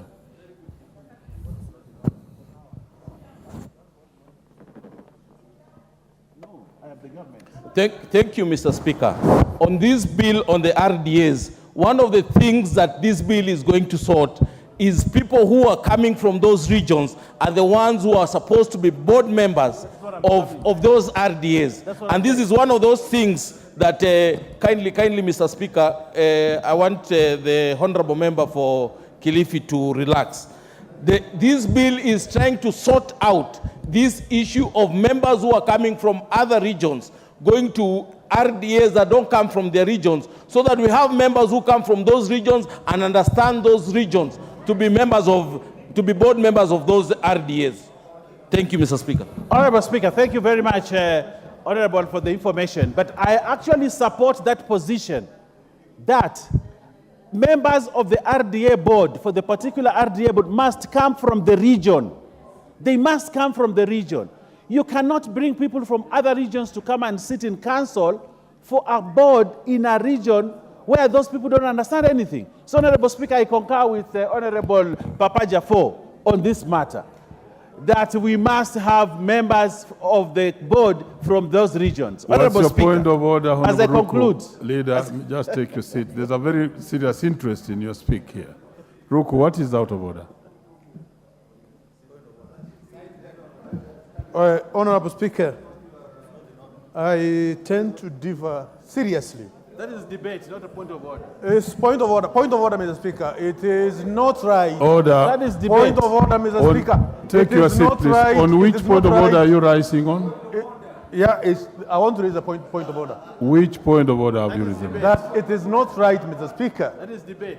It's not right, Mr. Speaker. We stand here to segment this nation when we have professionals in the Republic of Kenya with knowledge of each and every corner of the Republic of Kenya. Not only knowledge about each and every corner of the Republic of Kenya, but also the region of East and Central Africa. We have Kenyans who have gone to school very well, who can be able to serve in each and every board, regardless whether it is Coast Board or Rift Valley Development Authority or East and or Tana River. Mr. Speaker, we will be driving this country in the wrong direction, where we want to segment our nation in tribal cocoons. And it is very shameful, Mr. Speaker, for our Honorable Linda, Deputy Leader of Majority, to champion that kind of thing. Order. You have made your point. I submit. Honourable Speaker, I want to say this. The best expert... Order, members. Honourable Relax. Speaker. Order, Honourable Honourable Speaker. Order. Honourable Speaker. Order, members. I'm on the floor. Order. Ruku has made his point, and so clearly. You may proceed. I want to say this. The best professional, the best expert on matters coast is a guy from the coast region. There can never be any other expert, Honourable Speaker, better than the person who comes from the coast region. Mr. Speaker, I'll speak boldly, and I'll say this. This has been used for many years. It has been used for many years to marginalize communities in their own region, where people bring board members from other places to come and be members of boards in certain regions and use it to oppress and take away resources. Honourable Speaker, I'll stand by that. The best experts in coast are in the coast. They will take over all the boards in the coast because that's what it must be. Honourable Speaker, that I will stand for. So we must reform these regional bodies to ensure that people from a certain region run their boards, just like counties. People from the same counties run their counties. That we will stand by, you can have your opinion, CNN, because you want to come to the coast and colonize the people from the coast. We will not allow you that space at all. People from the coast will manage their resources. If you don't have an RDA, go and create yours. But I think we have heard you, and you may take your seat. Honorable members, you don't have to shout. You just come in procedurally, and you'll have your speak on this. Could we have Honorable Tendamolo, do you want to speak on this? Proceed. And that's the orderly way in which you want to run the House, not shouting. Proceed, Honorable Tendamolo. Thank you, Mr. Speaker. Mr. Speaker, I want to express support generally for the bill. The idea of a regional development authority coming in one bill is generally a good idea. In fact, Mr. Speaker, the case has been made to consolidate many more bodies, some of which do things that are the same and they replicate each other. I think we need to rationalize the number of public bodies we have generally in this country. While doing it, Mr. Speaker, consolidation is a good thing, but one of the things we must look at is not to make these places preserves of political failures. Those who have failed in politics, then they are taken there not to help development, but as a brooding ground, as an holding ground, waiting for the next election cycle. So some of them, instead of focusing on regional development, they politic day in, day out. That is something we need to check on as we are reconstituting these boards. I support the idea of reducing the number of board members. Indeed, it doesn't even have to be the 9. It can even be reduced further, because experience has shown that the leaner the board, the less the opportunity for corruption, and the more the efficient the board is. So that is something to consider. Mr. Speaker, as we are doing that, I hope that they will be able to resolve some outstanding issues. For example, and the consultation here is rather loud. Mr. Speaker, Order, honorable members, the consultation here is rather loud, though valid. Please take your seat, honorable member. Thank you. Or consult Mr. Speaker, voices. there are some of these regional bodies, regional development bodies that have been unable to resolve certain issues. And a case in point is the Lake Basin Development Authority with what's called the Lake Basin Development Mall that has now taken almost 20 years. Almost 20 years, and we are unable to resolve it because successive boards and managers are not interested in resolving it. They are only interested in seeing what other opportunities they can get. I really hope that as we are going this way, we'll be able to resolve these outstanding matters. Mr. Speaker, 2 more things. There's one thing Honorable Baya has said which I am in agreement with, although he was confusing me, because he starts by saying he supports the bill. Then he says at the 3rd reading, he's going to persuade the House to drop the idea of supporting the bill so that all these tasks can go to the counties. So he's probating and reprobating. The Honorable Owen Baya must decide where he stands, especially as the Deputy Leader of Majority. You must consult and know which bill you are supporting, which one you're opposing, because you confuse us. We don't even know whether you're speaking as the Deputy Majority Leader or the member for Kilifi. And sometimes now we wonder what to do with you. But having said that, the idea of rationalizing the tasks and functions of these regional bodies vis-a-vis the functions of counties is a legitimate one. And that is something that must be focused on. However, the Honorable Owen Baya has always spoken to this thing of coast being run by coastarians. All these resources that these regional bodies are dealing with, they are not regional resources, they are national resources. Even if it's Lake Victoria, it's not a resource for Nyanza, it's a resource for Kenya. Even if it's the coast, it's a resource for Kenya. So let us not tribalize and, regionalize even things that can be national. What we must bear in mind is that these regional bodies are being funded by the taxpayer from the entire country. These regional bodies are supposed to do functions consistent with the Constitution, and the Constitution requires diversity and balancing. We must ensure there's diversity and balancing and merit, so that ultimately, if a man from Tarakaniti, like the Honorable Murugara, can be the best leader in Coast Development Authority, why not? If it is possible. If you, Owen Bayer, turns out to be the best MD that Lake Victoria can ever have, why not?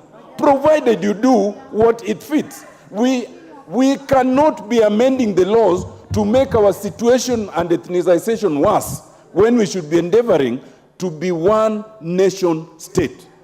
Mr. Speaker, I support the bill. I denounce this Owen Bayer regionalization agenda, and I suggest that we pass the bill as it is. Thank you, Mr. Speaker. Thank you. Honorable members in the Speaker's Gallery, Order, Honorable Bayer.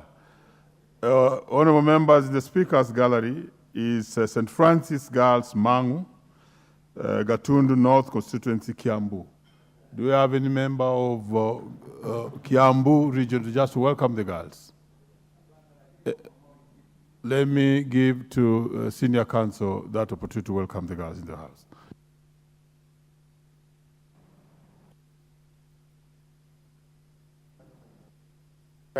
Thank you. Thank you very much, Honorable Speaker.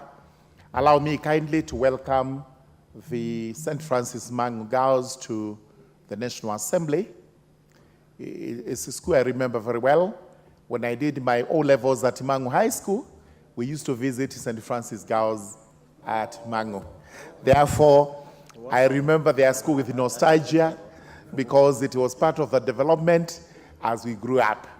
St. Francis girls, this is the House of the National Assembly. I know you're studying very hard as usual, and sooner or later, you will actually be coming here to represent the various constituencies where you come from. So do your exams well, study well, and you are going to be great ladies in this country. Welcome to the National Assembly. Very well. The Honorable Letapila, MP Samburu, proceed.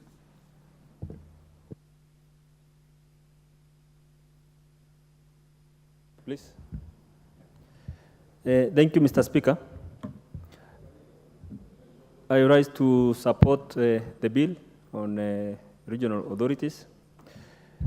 I am a member of the committee, and I would like to say from the onset that, in my opinion, the regional authorities have been an answer of sorts, especially to marginalized constituencies and parts of this country, which were victims of the sessional paper number 10, which legitimately marginalized part of this country, and which deemed part of this country to be less productive and therefore undeserving of state support in terms of development. RDS have also been able to provide strategic interventions in terms of mega projects of national value, like mega dams, that have greatly helped this country in terms of food security through irrigation, among other measures. Regional authorities have been a great complement to devolution, especially from the national level, and should be viewed as such.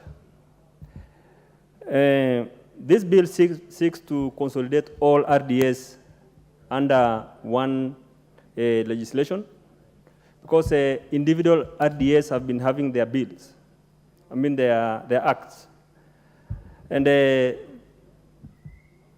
RDA, in essence, has been having an even board membership. And this bill is seeking to drop them from 12 to 9 members. This bill also seeks to align the RDS with the 2010 Constitution. And I support the sentiment from Honorable Otiende Amolo on the constitution of the membership of these boards. I believe that the Constitution of Kenya gives every Kenyan an equal opportunity to serve in this country, and that meritocracy should be the order of choosing the membership of these regional authorities. I also support the idea that the membership of this committee, of these authorities, should include locals, because these authorities serve specific areas, and locals have better knowledge of prevailing situations and conditions in those areas. Regional authorities which serve areas, let's say, of like northern Kenya, if you get members from specific places where those authorities serve, are better people to understand the problems affecting those communities, and therefore better place to serve and to offer even services and better advice which will add value to those authorities, especially in those areas. I thank the committee of the regional authorities for taking views during its public participation. And those who are part of those who are the things which are coming out strongly during those public participations. We were getting strong sentiments that these authorities are purviews of political appointees who don't really add value. Communities were saying that we need local representation in these committees for better service delivery.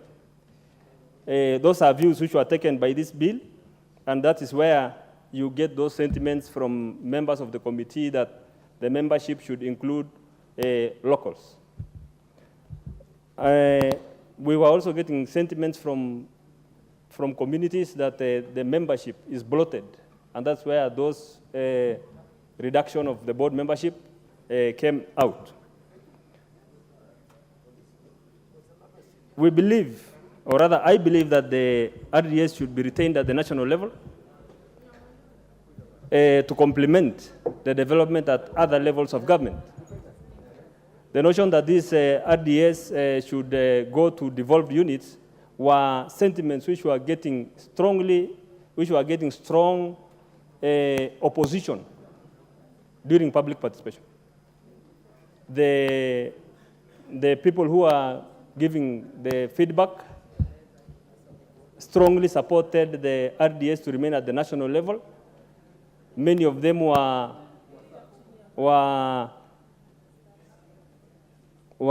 viewing the RDS the same way they are viewing CDF developments at the constituency level.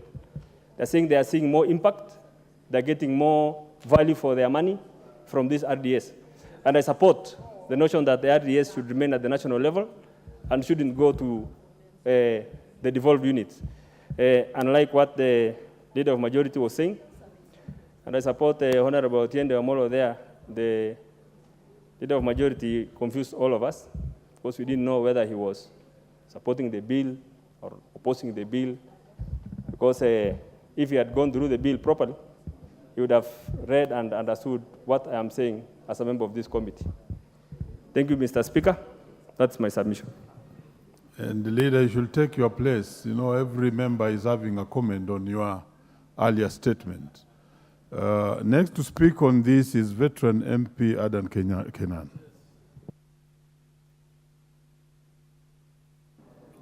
Thank you, Mr. Speaker. Mr. Speaker, on the face of it, this is a very good bill.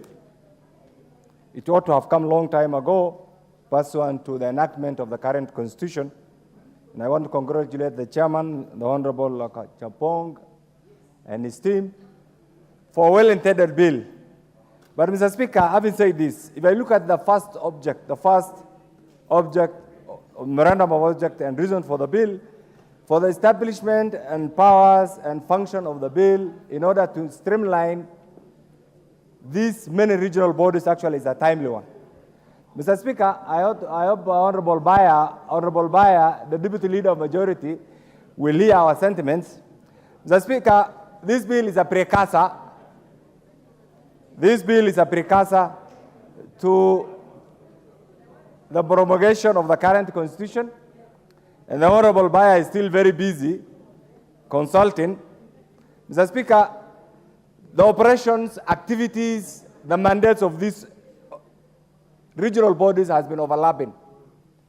The original idea of having these regional bodies was superb, it was good.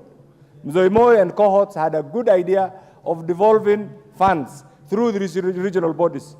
But Mr. Speaker, over time, because of the changing dynamics of the Republic of Kenya, and the changing dynamics, Mr. Speaker, of our own constitutional framework, some of these regional bodies have been declared nugatory in terms of their functions, in terms of the original mandate, and therefore streamlining them, putting them in perspective in order to complement the role of the national government, Mr. Speaker, is superb.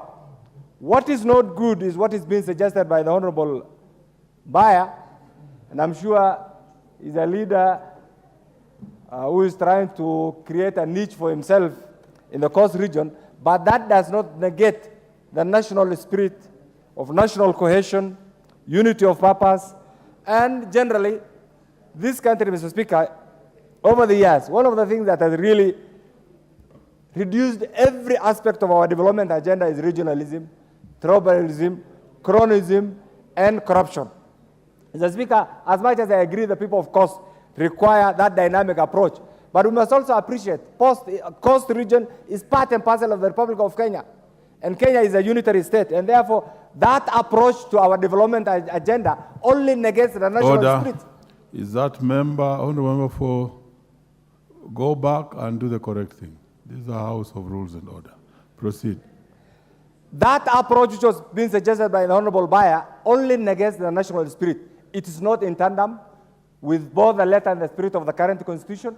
It doesn't appreciate the diversity of the Republic of Kenya. It doesn't appreciate the premier nature of the Republic of Kenya, and therefore I thought you as a very wise man will have ruled the Honorable Baya out of order to the extent that his creative imaginations actually still linger on with those old ideas of regionalism, Majimboism, and other negative ideas that actually we have shed off under the current generous constitution, Mr. Speaker. Mr. Speaker, having said this, it's also time that we need to dissect the mandates, the activities, in line, first of all, with the current constitution, in line with the relevant statutory establishment, and also in line with the Mongozo rules, Mr. Speaker. Mr. Speaker, this, once properly contextualized, taking into account the objects and the reasons of this particular bill, this will only create an effective, efficient, transparently run regional authority, Mr. Speaker, and that is what we endeavor to have, and that is what we are looking forward, and that's, I'm sure, both the intent and the motivation, what has motivated actually the chairman of this critical committee. Mr. Speaker, having said this, we also need to think out of the box. This premier country, whose leadership the Almighty God has bestowed on this critical group, Mr. Speaker, requires two things. We need to think out of the box. Over the years, everything that we have done has been laden with tribalism. It has failed to work. Look at where we are. And Mr. Speaker, I want to get your attention on this. A few years ago, and I know most of us were born after independence, once we got our independence, the Kenya that even the colonials had in mind and the Kenya that we have today are completely different. And that's why even the president and the government are struggling to put us back into where we are supposed to be. Look at this, Mr. Speaker. We used to have KMC. And I will always say this. In 1968, and I'm sure many of you were born after 1968, the GDP of the Republic of Kenya was the same as the one of South Korea. What has killed today? The GDP of South Korea, 50 times that of Kenya. Botswana borrowed from Kenya in 1968, including even the setting up of Kenya Meat Commission. Where are we today, Mr. Speaker? Today, Botswana provides meat to the entire world. Kenya Meat Commission is under receivership. What has taken us there? Tribalism, regionalism, corruption, nepotism, and everything else that we can attribute to this negative thinking that the Honorable Baya was trying to introduce. I thought the Honorable Baya, being a very progressive deputy majority leader, should tell us how we can get out of these perennial challenges in the name of tribalism, in the name of regionalism, so that Kenya joins the League of Developing Nations. Mr. Speaker, I want to say this. This bill, when I look at it, dealing with the formations of these regional boards is an administrative issue. And Mr. Speaker, I want to ask my colleagues here. Today you are a member of parliament. Tomorrow you will be an ordinary citizen. And therefore, as we do this, we should legislate for posterity, not having a particular issue, a particular season in mind. And that is why the collective thought of this particular group, I can see our SG of the Northern Kenya Parliamentary Group is a member of I'm told you are a member of this committee. And this is good. And these are the things that we need to address. We need to have the entity that deals with Northern Kenya, Western Euro, function efficiently, effectively, so that they have one of the best MDs. But because of structural challenges, that organization cannot work, Mr. Speaker. And this is some of the things that the bill attempts to cure. And I want to commend the committee. In conclusion, Mr. Speaker, there comes a time, as the late Professor George Saitoti had said, that the country is more important than individual thinking. We need to collectively put our thoughts together so that this Kenya that we have here, through our own little contributions, Mr. Speaker, joins the League of Developed Nations. Thank you, Mr. Speaker. The Honorable Joseph McClap. Thank you, Mr. Speaker. I want to use the words of Senior Counsel Otiende Omolo that I'll generally support this bill. And to be able to fast track all of us, Mr. Speaker, is that, look, this is actually, this country has moved, Mr. Speaker, you can protect me from these people from one county. Mr. Speaker, protect us from these people, members of parliament, who are coming from one county, they are obstructing us, Mr. Speaker. Mr. Speaker, where have we come from? Mr. Speaker, there are people conversing in a language that is not parliamentary, and all of them come from the same county. Honorable Meli, Chairman Education. Order. Your discussion They is too all come loud. from the same county. All of them four. Okay, proceed. And in the mother tongue. Mr. Speaker, I want to bring us to speed that why are we doing this and why it is necessary to do this amendment, this bill, Mr. Speaker. It's because in 1980s, this country tried to address specific inequalities that were affecting Kenyans in every region through what is called rural focus for rural development strategy.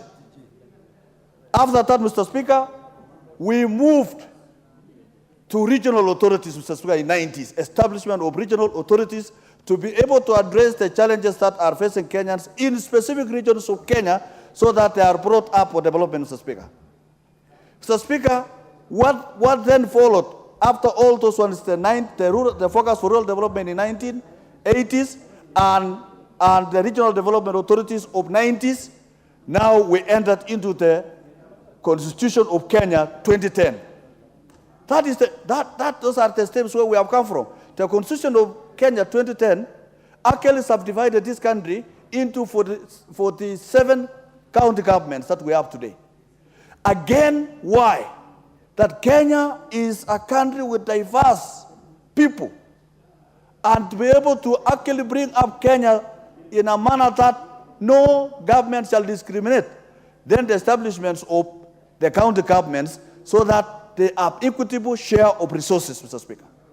Then, what now missed is this bill. Because, Mr. Speaker, after now we've sorted out Kenya into 47 governments so that we can actually address, every regional government shall be able to address the things that are specific to them, then we did not touch the regional authorities because now there are functions that are county government, there are functions that are national government which are run by the regional authorities. Therefore, it is necessary, the bill sponsored by Honorable Peter Lochangabong is therefore necessary to realign the regional authorities with the new Kenya, the new order in Kenya, the establishments of county governments and the national government. Mr. Speaker, and that is why there is a fourth schedule, that there are things that are specific to be done by the county governments, and there are things that are specific for national government. This bill, therefore, tries to reorganize the regional authorities in a manner that shall conform to the Constitution of Kenya 2010. Mr. Speaker, why it is necessary to do these reforms, Mr. Speaker, some of these authorities have become obsolete in terms of performance because they are run by regional kingpins who have lost elections, Mr. Speaker, and breeding corruption in those particular institutions, Mr. Speaker. This is why this bill is necessary, because under this bill it will be able to sort very specific things that can be done by the county governments using the regional authority, and those things that can be done by us at the national government. And therefore, resources will follow functions, Mr. Speaker. Mr. Speaker, we have one, for example, the Kerio Valley Development Authority. Mr. Speaker, the bigger vision of the Kerio Valley, for example, I'm just using an example where I belong, Mr. Speaker, was actually to bring up development in the Kerio Valley region to the level that are enjoyed by others. We lost the vision because there were so many other things that came up, Mr. Speaker, and we allowed the regional authorities to be run by our kinsmen in terms of management, board. And Mr. Speaker, I think going forward in Kenya, to avoid what the Deputy Leader of Majority was saying, appointment of board members must meet some specific academic qualifications so that we don't just appoint every Tom, Dick, and Harry to those particular institutions, Mr. Speaker. There are some professional things and technical knowledge that are required to run those institutions, Mr. Speaker.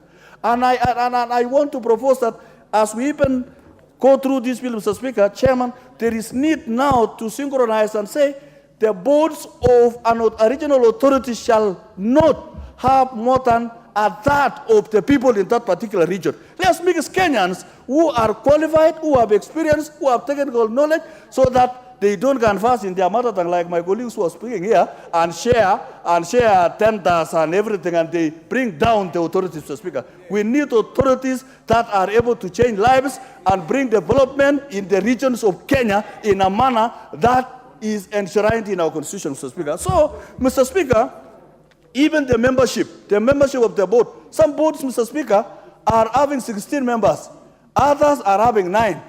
There is need to put this House of Regional Authorities in order, not more than 7, for example, Mr. Speaker, so that you have a lean, manageable board. And even their secretariat must be people who are knowledgeable and qualified, and not specific from those particular regions, because if you want to finish an authority very fast, put people from the same region, all of them. They will crumble, and it will finish, and we shall have wasted taxpayers' money, Mr. Speaker. Mr. Speaker, the regional authorities, the things we are talking about here, Mr. Speaker, receives exchequer from all Kenyans regardless of how they voted. It is revenue. It is what we do here. It is the division of revenue that we give to the county governments and the taxes that Kenyans are paying, Mr. Speaker. Therefore, we must nationalize our institutions so that they are able to be brought up in a manner that will be able to change Kenya. If we are interested in changing Kenya, Mr. Speaker, is whenever an institution is established, Mr. Speaker, let us accept that we must have the right persons in terms of qualifications, in terms of management and experience, so that we are able to bring up development to the rest of the country, Mr. Speaker. I'll give you an example, Mr. Speaker. Again, the Takwel hydropower, Mr. Speaker, was supposed to generate power, and the water that is remaining is supposed to be used for irrigation in the entire side of Turkana and West Pokot, Mr. Speaker. That is what will change Kenya. We need this country to become food secure. Kerio Valley alone, Mr. Speaker, has the capacity to produce food and sugarcane without using fertilizer that shall build this country, Mr. Speaker. So these regional authorities, I accept, Mr. Speaker, must be reformed. They must be reformed in accordance to this bill, and we shall even add some more amendments so that it actually sets up the entire country in a manner that brings everybody on board, Mr. Speaker, including the county governments. Mr. Speaker, even the county governments need a role. The county assemblies of Kenya need a role, so that now, Mr. Speaker, we mark these particular regional authorities with what the county governors have always struggled to establish, what is called economic blocks. Mr. Speaker, there is now need to realign economic blocks together with particularly this bill, so that we have entities that are economical, that are viable, that are able to generate revenues for our country, And even the auditing of this authority, Mr. Speaker. Today we were dealing with a finance matter, and we realized there is some suckers in government, Mr. Speaker, who are actually receiving a lot of revenue, but they are not on the purview of the control of budget, Mr. Speaker. And that is a recipe for corruption. That is revenue for cheap money, where people squander resources from Kenyans who have actually sweat to earn a living, Mr. Speaker. So, this particular bill, Mr. Speaker, is the game changer in development of those areas that have always been prone to drought, those are prone to floods, those are prone to banditry, those areas that are also growing. Those who are doing fishing, those who are doing sugarcane, we can be able to bring up the rest of the country to the level that we can say Kenya is a prosperous nation, Mr. Speaker. So, Mr. Speaker, I support this bill with the necessary amendments, and we say, let us have a unified country, and let us reduce the number of suckers that are non-profitable, that are consuming taxpayers' money, so that we reduce and become economical, and we'll be able to change our country, Mr. Speaker. With that, I rise to support, Mr. Speaker. The Honorable Zamzam Chimba. Asante sana Mheshimiwa Spika, na mimi niweze kuunga mkono mswada ulioletwa leo bungeni kuhusu maendeleo ya idara ya mikoa. Mheshimiwa Spika, mengi yamezungumzwa, lakini mimi nataka kusema hivi. Licha ya kuwa tunataka maendeleo yaweze kuonekana katika mikoa yetu na katika idara ya mikoa, Mheshimiwa Spika, pia niweze kuelezea kuwa na nasikia wenzangu hapa wakizungumza mambo ya ukabila, mambo sijui ya nini. Serikali hii ilileta ugatuzi katika katiba yetu ili watu waweze kufaidi kutokana na rasilimali zao, Mheshimiwa Spika. Mheshimiwa Spika, hapa katika bunge hili tunashuhudia unafiki mkubwa sana, kwa sababu Mheshimiwa Spika, watu wengi ambao wako katika jamii ambazo ni ndogo ndogo, Mheshimiwa Spika, hawajaweza kufaidika kisawasawa kutokana na rasilimali zao, Mheshimiwa Spika. Na ndio maana mimi naweza kusema kuwa, Mheshimiwa Spika, licha ya kuwa tunataka kuweka watu ambao wamestawi, watu ambao wameimarika kuchukua idara kama hizi ili kuweza kusawazisha rasilimali na uchumi katika mikoa yetu, Mheshimiwa Spika, lakini tukiangalia hata juzi baada ya kura, Mheshimiwa Spika, watu wamepewa idara nyingi sana, wale ambao walianguka kura, Mheshimiwa Spika. Na imekuwa idara hizi sasa hazina maana. Manake kila siku ni siasa zinapigwa katika maidara hizi, Mheshimiwa Spika. Hata ukienda kutafuta usaidizi, unaambiwa wewe ulikuwa chama fulani, hapa kuna chama fulani, hapa kuna hivi. Mheshimiwa Spika, wale walioanguka kura wajifunze kuja kurudi kutafuta wakati mwingine, Mheshimiwa Spika. Sio kuwa walimbikizwe kwa wananchi katika maidara ambapo unapata hata hujui kazi yao wanafanya nini, Mheshimiwa Spika. Na licha ya kuwa tunataka wale ambao wamebobea katika kufanya shughuli katika idara hizi, Mheshimiwa Spika, lakini pia tuheshimu gatuzi. Tukipewa pia watu ambao wanatoka sehemu zile, Mheshimiwa Spika, wanaelewa vizuri jiografia ya sehemu ile, wanaelewa vizuri cultures na tradition ya sehemu zile, wanaelewa vizuri matatizo ya wananchi wa pale, Mheshimiwa Spika. Na kwa hiyo tukipata watu ambao wametoka sehemu zile lakini ni wale ambao wamebobea, yani professionals, itatusaidia sana, Mheshimiwa Spika. Mheshimiwa Spika, nimesikia mbunge mmoja akisema tuache mambo ya ukabila na nini, na mimi nataka niseme hivi, Mheshimiwa Spika, tumeshuhudia ukabila mwingi sana wakati wa kura, wakati wa kutafuta kura. Na hii imeshuhudiwa katika nyanja zote, Mheshimiwa Spika. Isiwe katika maendeleo watu wakiuliza haki zao wanalemezwa na ukabila, Mheshimiwa Spika. Sisi watu wa pwani tumefinywa sana. Na ukiangalia idara nyingi katika pwani, Mheshimiwa Spika, hata pale port kazi zinaandikwa, ukiangalia msururu ule ulioandikwa kazi, watoto wetu hawamo, Mheshimiwa Spika. Na ndio maana utaona mbunge kama huyu ndugu yangu Owen Baya ana ule uchungu ambao wa pwani tunasikia. Tunasema hivi, hatutetei ukabila, lakini tunasema mtu mcheza kwao na mtu akiwa kwao upate kile cha kwao. Mheshimiwa Spika, sisi tukiomba kama wapwani tumefinywa sana, rasilimali zetu zinaenda sehemu zingine, na mimi nataka kusema kwetu tumekaribisha kila mtu, hatukatai Mheshimiwa Spika, lakini idara hizi pia ambazo tumewapa mamlaka watu kutoka sehemu zingine za Kenya, ni haki wao kufanya kule kazi, lakini wasitufinye ikawa tunaona majina yanatoka kwengine wanaofaidi ni wa sehemu ambazo zinafaidi sana, na sisi wa pwani tunabaki nyuma Mheshimiwa Spika. Na ndio maana wengi wamemtafsiri vibaya ndugu yangu Owen Baya, ni ile uchungu anayojua sisi wa pwani tunafuatia Mheshimiwa Spika. Sisi tunataka mtu akipewa idara katika pengine kule port, angalie watoto wa kipwani. Ndio hapa hii 70% inavyosemwa na constitution, mimi naiangalia, ama nitaenda kuchukua kina mwafulani kutoka kwetu nyumbani ndio waje wapewe kazi pale Mheshimiwa Spika. Kwa mfano mdogo Mheshimiwa Spika, chakula sisi kama wabunge wa pwani tuliweza kuapply kule katika asal chakula cha kupatia wale watu wetu ambao wana njaa. Mheshimiwa Spika, inatamautisha hata wale viongozi wa dini, mashehe wetu wamekwenda kuulizia, kwa sababu ni haki yao toka kila mwaka, na wanajua wale wanyonge katika jamii wanaweza kupewa hichi chakula. Mheshimiwa Spika, walivyokwenda katika idara fulani Mheshimiwa Spika kwenda kuuliza, wakaambiwa hichi chakula kitapewa mtu fulani ambaye ni wa chama fulani ndio ambaye atakisambaza kaunti nzima. Mheshimiwa Spika, rasilimali zetu zisifanyiwe siasa.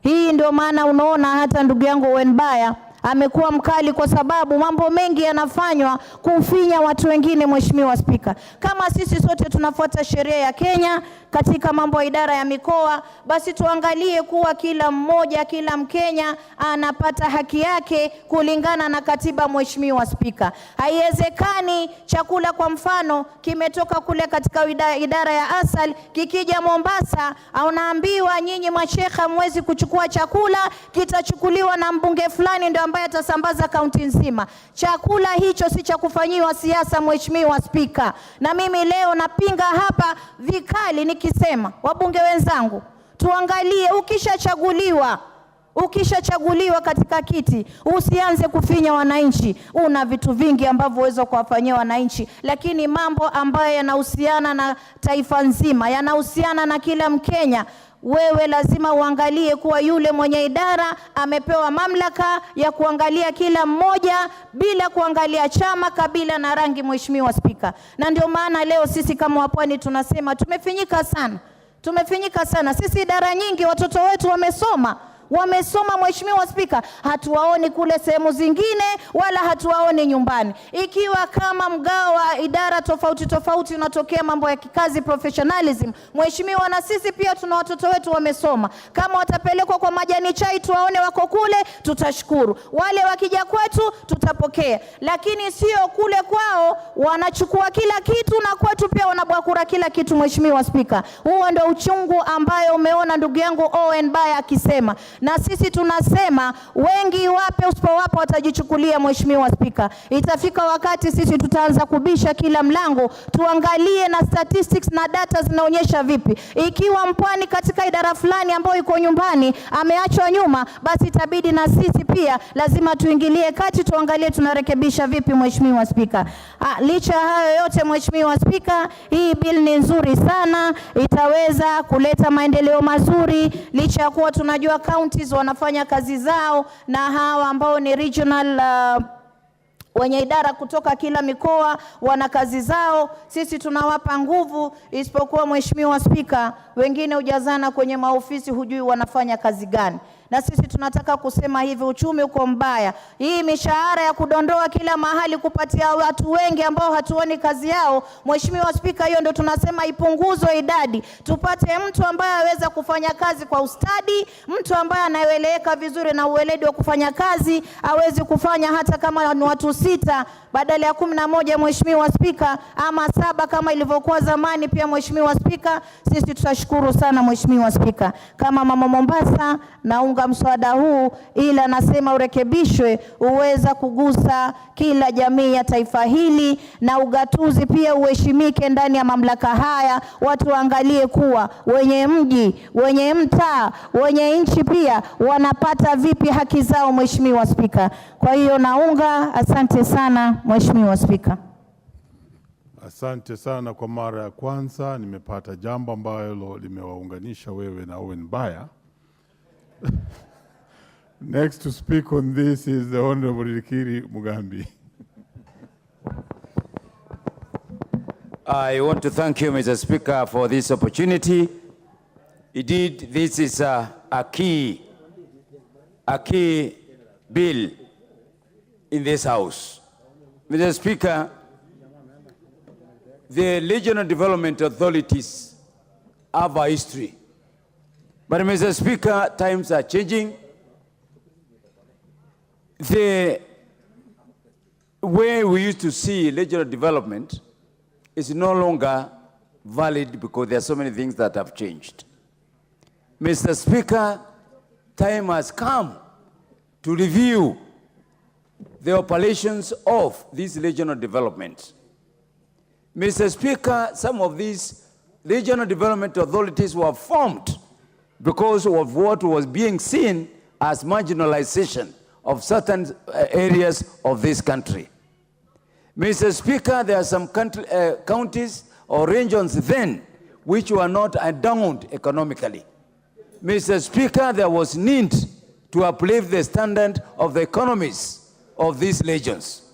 Hence, the creation of regional development authorities. Mr. Speaker, in terms of marginalization, there are some sections of this country which were never covered by these regional development authorities. Mr. Speaker, others were merged together. For example, the Lake Basin Development Authority. You find it is covering a very wide area of Western Kenya and Nyanza. Mr. Speaker, these organizations at one point lost focus on what they intended to do. Mr. Speaker, time has come to review what is called the marginalization criteria in this country. Mr. Speaker, there is a regional authority called Ewaso-Nyilo North, which is centered somewhere in Isiolo. Mr. Speaker, I border Laikipia and I border Isiolo. Mr. Speaker, I share the same geographical conditions, climatic conditions, yet this regional development has no attention of the neighbors where I belong. That's Bori constituency. Mr. Speaker, the climate change has occurred. There are areas that were being seen to be so dry areas, other areas. We have some other parts of central Kenya and eastern Kenya which need now to be also managed and given the benefit of regional development authorities. Mr. Speaker, there is now need to bring focus into the mandate of these regional development authorities. Mr. Speaker, many of them focused on water. Many of them focused on irrigation. Many of them focused on limited activities in as far as education is concerned, and even security. Mr. Speaker, we need to review the mandate of some of these regional development authorities because of the new constitution. The counties have assumed some of the responsibilities that these regional authorities are performing. The national government is still focusing on ensuring there is even distribution of resources in this country. And that is why I am really a student of the better plan, the bottom economic transformation agenda. Mr. Speaker, these regional development authorities must be aligned to the better plan. And this is the bill that is showing sign that we need to realign that. Mr. Speaker, we need to install professionalism in running of affairs of our authorities in this country. I agree with all the members of parliament who have said what we need in all these authorities and organizations in this country is professionalism. It doesn't matter where you come from. Mr. Speaker, if Amero can go and save Coast Province, that's what the deputy majority leader need to embrace. It's not saying that somebody from Coast is being marginalized. How long are they going to climb marginalization? For 60 years they are climbing marginalization. We cannot cause depression to one region forever. No, we must learn to speak the truth. There is a lot of money which has been pumped in the Coast and Northeastern. And it is common sense. So we can't be claiming marginalization 60 years down the line. That is the long concept. Every Kenyan has a light.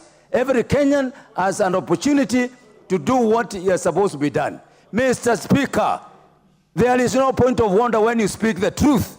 And when the truth is known, we give What's the point of order, Honorable Owen Baya?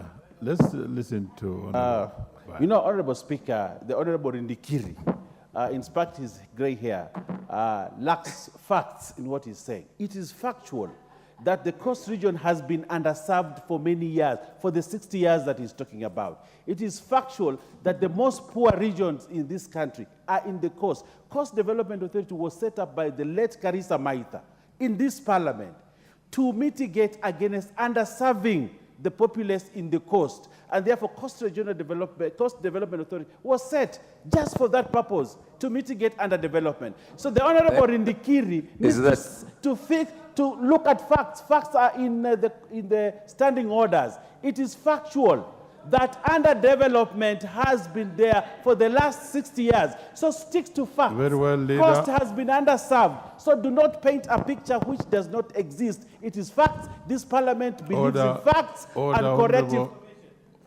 Honorable Baya. Mr. Speaker, thank you very much. You know, as I said, you cannot deny the truth. And there is no facts in according to you.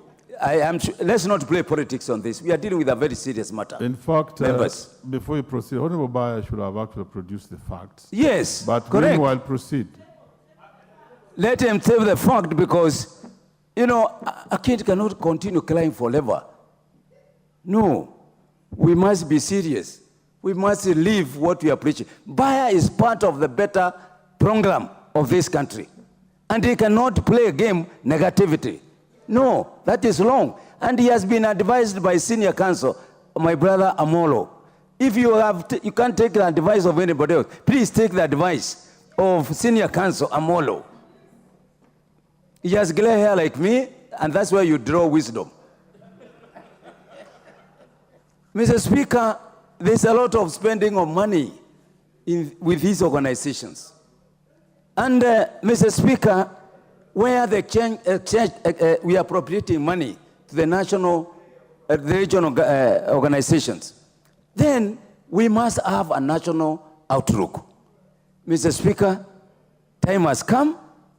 We either say these are regional organizations or authorities that are funded by the Exchequer, appropriated through National Assembly, or we transfer their functions to the counties. And therefore, we also increase the funding of the counties so that they can perform the same functions.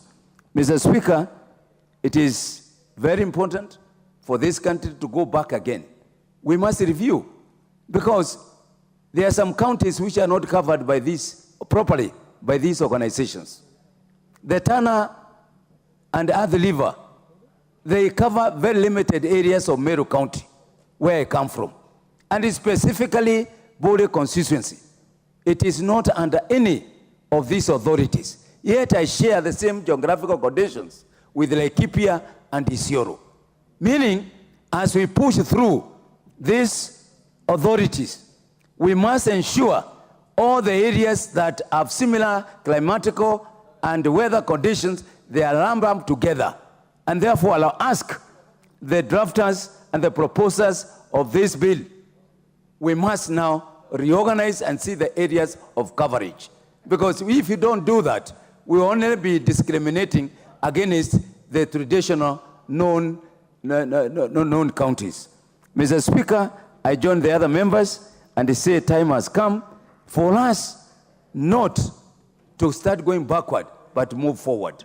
I therefore support this bill. The Honorable Jackson Kosgei. Thank you, Mr. Speaker. From the onset, I want to support the Regional Development Authority bill. It has been said, Mr. Speaker, that purpose dictates priority.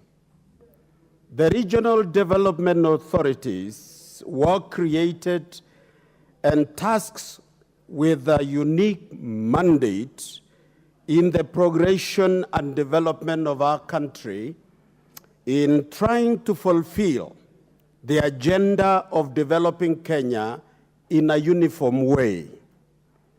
About 40 years ago, the regimes that followed, there was some concern. Some regions have not been developed, and it looked like the development agenda of 1965 would not meet it and would not help them. So these regional bodies and authorities were created to mitigate on this, like one of our colleague mentioned a while ago. Mr. Speaker, they were mandated to initiate, to implement, an integrated multipurpose programs and projects for a sustainable utilization of resources found in regional areas of our country. Mr. Speaker, it has served to a certain extent, and I think with the advent of the implementation of our Constitution through the two-tier system of government, which has now improved the very intention that was developed at that time, there is need to reform these bodies in order to meet the same demands. We cannot, there is a saying from where I come from by elders, that you cannot take a shelter under a tree while it is sunshine, and when you get the overall shade, you cut it down. The only thing we can do to these authorities is to reform them. Let us reform them. Now, we want to understand the concerns by the majority leader, deputy majority leader, when he mentioned about the people from coast. We really appreciate the participation by coastalians from 1963. It has produced some of the best politicians in this country who have served this nation with distinction. They have produced technocrats and bureaucrats who have served this country. At one point, we had the head of public service coming from the coast. And really marginalization of coast, northern areas and other places is what we as a people of Kenya discovered that the session of paper number 10 could not serve. So as we correct it, let us do it without putting the country into silos, but maintain nationalization of our projects.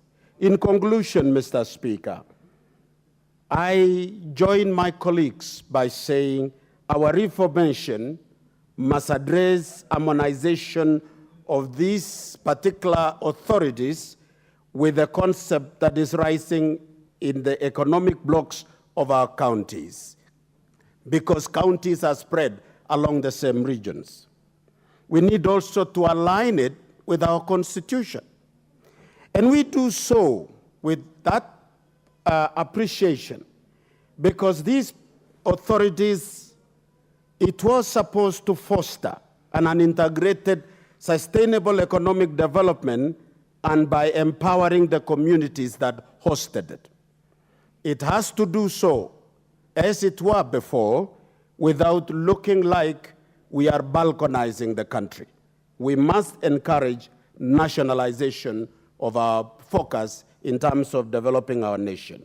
With that, Mr. Speaker, I support this bill and congratulate the chair, Lord Chakabong, for leading his committee and bringing this particular bill. I support, Mr. Speaker. Thank you.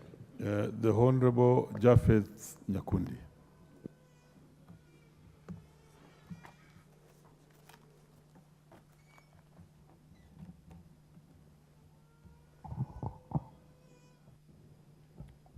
Thank you, Mr. Speaker, for also giving me this opportunity to say a word on this important bill. RDAs are very important entities that were started to act as devolved functions back then.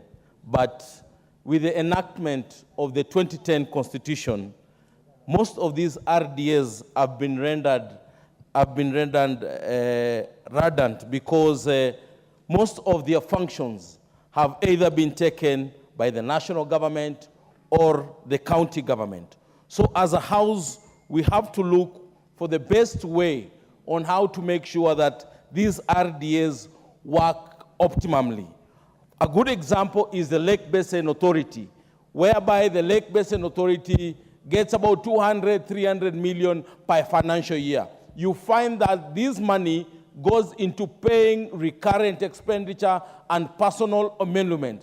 So the employees who work there, they do not have work to do. You find them the whole year, they are just seated in the offices doing nothing. We need to look for a way that these RDAs, either they be amalgamated or this honorable house decides and we put enough money and resources to these RDAs so that they can be able to work efficiently, because we cannot have employees in offices who are doing nothing.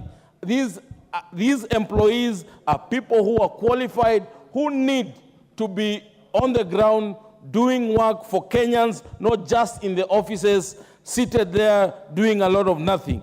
So I propose and I support this bill that there has to be a way of making sure that the county governments and the national government cooperate with the RDAs. A good example, if we find out that most of these RDAs have done maybe bowls or have done markets, but maintaining, once they have done these markets or bowls, they go and these bowls, once they need maintenance, there is nobody to maintain them. We have to look for a way, once these boreholes have been done, they either be taken back to the to the county government, so that the county government can be able to maintain them as days goes by. So I want to support this bill, and I also want to support, Honorable Speaker, the standardization of the board members.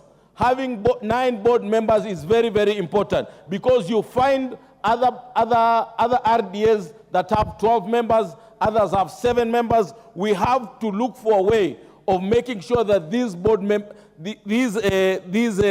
RDAs have a certain number of board members, which we've decided is 9. We also need to make sure that these RDAs are put under one act, because you'll find Ewasonyiro South has its own act, Ewasonyiro North has its own act, Lake Basin Authority has its own act. We need to, and I want to thank in this house so that we can be able to amend the.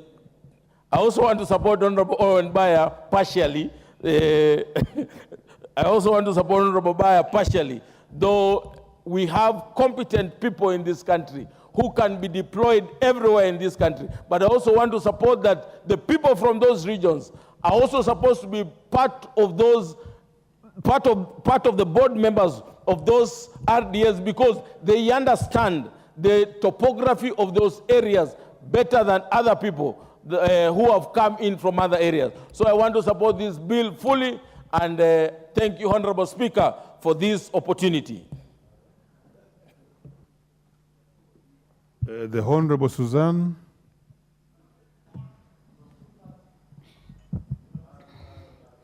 Thank you, Honorable Speaker. I would also want to add my voice to this very important bill on the issue of the regional development authorities, which in the 1980s and... Order, Honorable Suzanne. Members, I'm a strict follower of the law, and I'm following the list very well. Suzanne is the one to speak on this now, and I'll continuously do so. So just key in the card, and I will do exactly that. Proceed, Honorable Member. Thank you, Honorable Speaker. I said the regional development authorities have played a very key role in transforming Kenya in the 1980s and the 90s. And that was before the pre-devolution period. But as we look, Honorable Speaker, on most of these authorities, with the changing context, where counties and national government have very clear outlined roles they have to play in facilitating development in this area, I find it very difficult to explain some of the roles of some of these development authorities. Because some of development authorities, you even find that they are poorly resourced. The only budget they have is for salaries. Then most times I'm left wondering, are we paying people just to have them get salaries? Didn't these authorities have a clear mandate of what they should have? Like, for example, I'm having in mind very key authorities like the Tada and the Tana River, which have a very big mandate, especially when we observe, Honorable Speaker, that they operate in most marginal areas. But when you look at the budgets, most of them do not have budgets except recurring expenditure. Is there any need to give authorities that have outgrown their usefulness? I am of the view that some of these authorities need to be closed down if we can't fund them. Because I think when we have structures of governance and the management, it is basically not to give people salaries, but it should be aimed as meeting a purpose that will actually drive this country to a higher level. But when we have authorities that have just been reduced to bodies to give salaries and the people to have sitting allowances, I think as a country, we are actually missing a point on that. Nevertheless, I've heard the argument that these regional authorities sometimes they lack the expertise because people want them to have people from their own area. While we appreciate board members in these regional authorities from local area, I think we'll be very retrogressive if as Kenyans we start looking at ourselves in very localized very localized village-like thinking. No wonder our politics are also going in that direction, because nowadays you listen to arguments and most of these arguments resort into very tribal village argument. And I think that sometimes is very demeaning for a national assembly that is supposed to drive the country to the next level. I'm of the opinion that if these bodies need to have representatives from the local area to give some context. But what we need most is the expertise that would actually drive these bodies to a higher level and will enable us to achieve the set objective. Honorable Speaker, while I thank the Member of Parliament for this particular important motion, I think the bill also needs quite a number of amendments, because I don't see the meaning of having bodies to take away the work of the county government. Why should we give county governments less money because we are trying to divide the money to give to authorities? We are bringing co-wife business in developing Kenya, where you think that because you have two wives, you have to give this wife 20,000 and the other one 20,000, without looking at what is the purpose of the marriage. Because I think if these were bodies aimed at transforming Kenya, then we should look at their capacity to transform Kenya. Order, member. Honorable Speaker. There's a point of order. Let's see Elisha Chieng.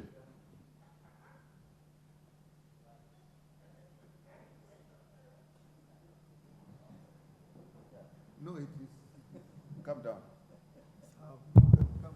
Mr. Speaker, I'm amazed that the honorable member can make inference on a very serious debate touching on development to compare it to a wife and a husband, to spouses in distributing resources.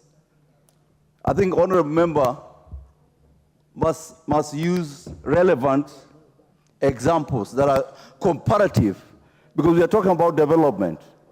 We are not talking about families. Thank you, Mr. Speaker. Very well, you've been heard. Honorable Suzanne. Honorable Speaker, with all due respect to the honorable member, I think that is his own opinion, which is entitled to. As everybody speaks, uses his own imaginations, his own experiences, and the only way I can explain a situation when you have a mandate to deliver, You focus on the mandate. Structures are only useful if they are enabling you to deliver the mandate in a most efficient and effective way. And all what I'm saying, as a country, we cannot be dividing money as you would culturally divide it to 2 wives. We must put our money to structures that deliver what we want. And in this particular concern, I think counties, where the work of any authority falls in the county, I think that authority becomes obsolete. Because we cannot have counties who have the capacity to deliver that, and then we continue funding other agencies that are not adding value. My Honorable Speaker, I think sometimes as legislators, we are very polite. But I think when it comes to economic development, I think we need to critically look at the issues and actually support where change can actually come in this particular country. While I support this bill, I support with amendments. We cannot make our regional bodies be boards, be of regional villagers. I have nothing wrong with villagers, but I think we need to have the expertise required, and if we do that, we would actually take this country to another level. And I'm of the opinion, actually, almost a half of these regional bodies are absolute. When you have Tanadhi and then you have Aditina and you have almost even regional bodies that are duplicating their own service, in addition to a county that has a function of delivering water. Sincerely, Honorable Speaker, I don't think that is fair to this particular country, and I think we should look at our structures and have structures that can actually deliver the mandate that our Constitution has given us. Otherwise, thank you. I support with amendments. Very well. I think the Honorable Peter, this is your bill, so you can't speak on this. The Honorable Meli is not in the House. So the Honorable Jane Kiara should speak on this. What's your point of order, Leader, before we have Jane Kiara speak on this? You know, Honorable Speaker, I was listening to the Honorable Suzanne. You know, I like her. She's already down. Yes, order, yes. But I just like order, to, order, you know, order. I was... Order, Leader. Earlier on,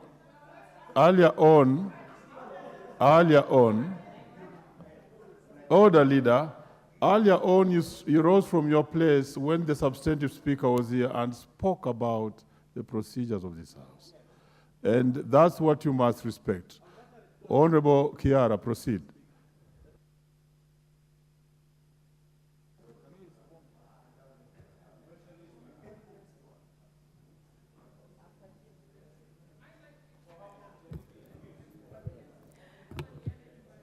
Honorable Speaker, thank you very much for this time. I think you'll speak when your time comes. I've really been sitting here. I am going to be very short, Mr. Speaker, in supporting this bill because it's an important bill. And if us members knew how important this bill is, we would support it because this is where we'll be running. The way you run to ministries to look for projects, you'll be running to this authority. However, Mr. Speaker, I agree most of it is to realign it with the Constitution, streamlining those many laws so that it's well structured and it will be easy to oversight the authorities. These authorities are important in some places or in some cases. But Mr. Speaker, there has to be a way of oversighting or policing them.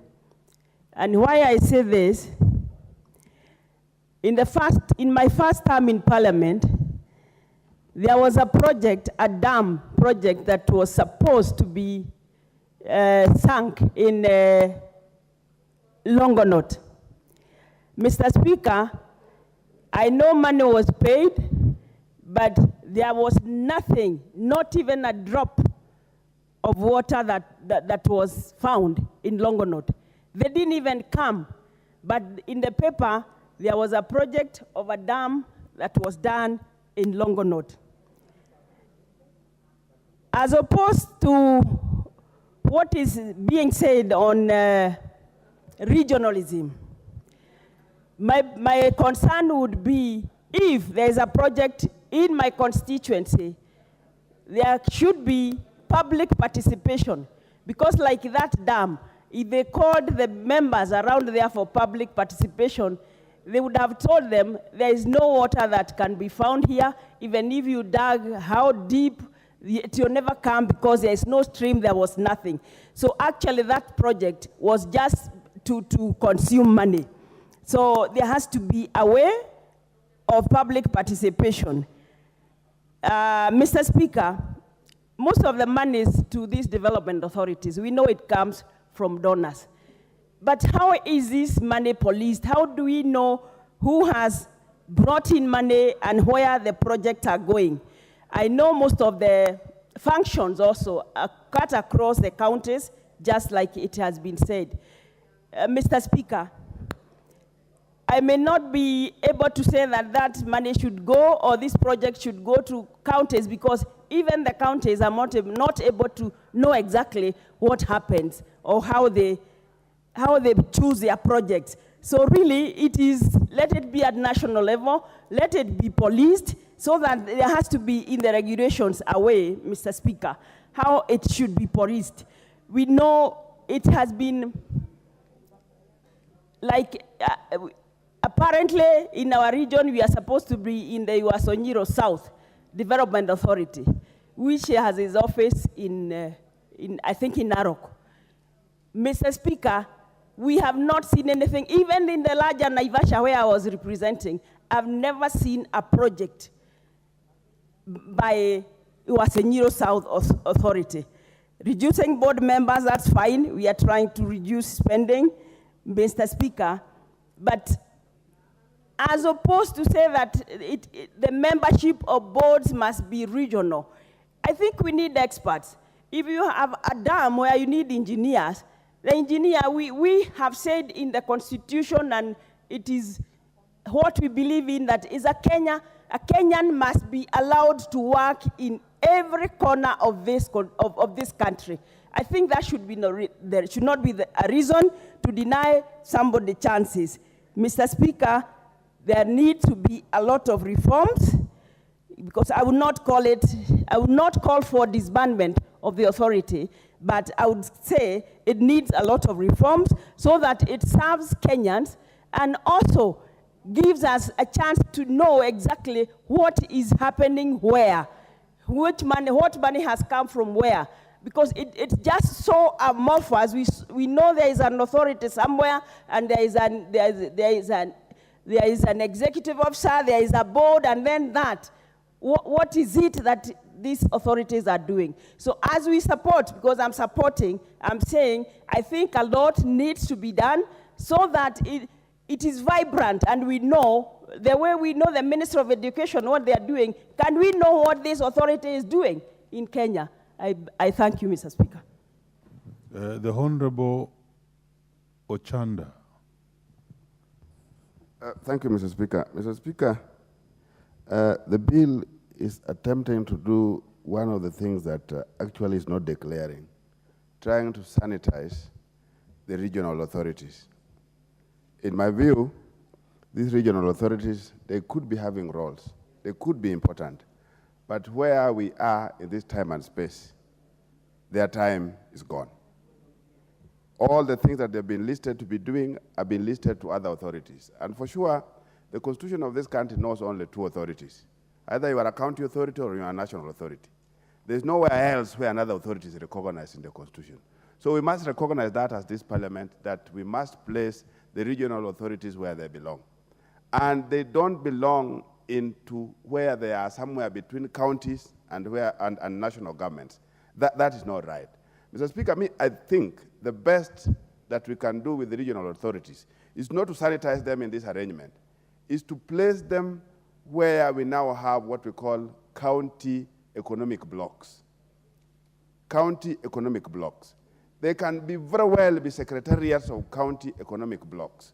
You go to the lake area, instead of having Lake Basin Development Authority, all the way covering from Mount Elgon to, let's say, to Bomet, we get a secretariat of those county blocks to be in charge of things that cut across those counties, because the commonalities and those things that appear to be region specific. That will be much more useful than having an authority, which in first place we are saying is illegal. In the next level is duplicating.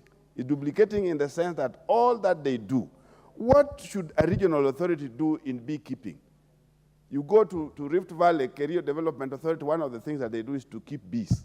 You go to Lake Basin, one of the things they do is to keep bees. Why bees? Why should a local authority, this kind of regional authority, do that? You go to the Lake Basin, they are keeping fish. And where is fish in the Constitution? Where are bees in the Constitution? So in my view, Mr. Speaker. Yes, Honorable Chanda, let's hear this point of order from the Honorable Undo. You know, he's my neighbor, presumptive. So I'm just wondering what's the problem with the fish? I mean, Lake Victoria, developments in Lake Victoria, and fish, that's the area. So I don't know what's out of order about them keeping fish and bees. In any case, bees bring honey, and honey is sweet. You don't like sweet things, Dr. Chanda. Very well, Honorable Chanda. You may proceed, but make a comment on that. No, my neighbor is right, and this is exactly what I was indicating. Fish spreads all the way from Busia to Migori. So if you want an authority that is supposed to handle all these economic issues that touch across our counties, the best authorities to do that are these things that we call regional authorities. In my view, we need to restructure them. Rather than having them as independent entities, which are legally not recognized anywhere properly, then we recommend them to the regional county economic blocks, where they can do these roles that cut across counties. You know, as at now, counties have very big problems in doing things that cut across themselves.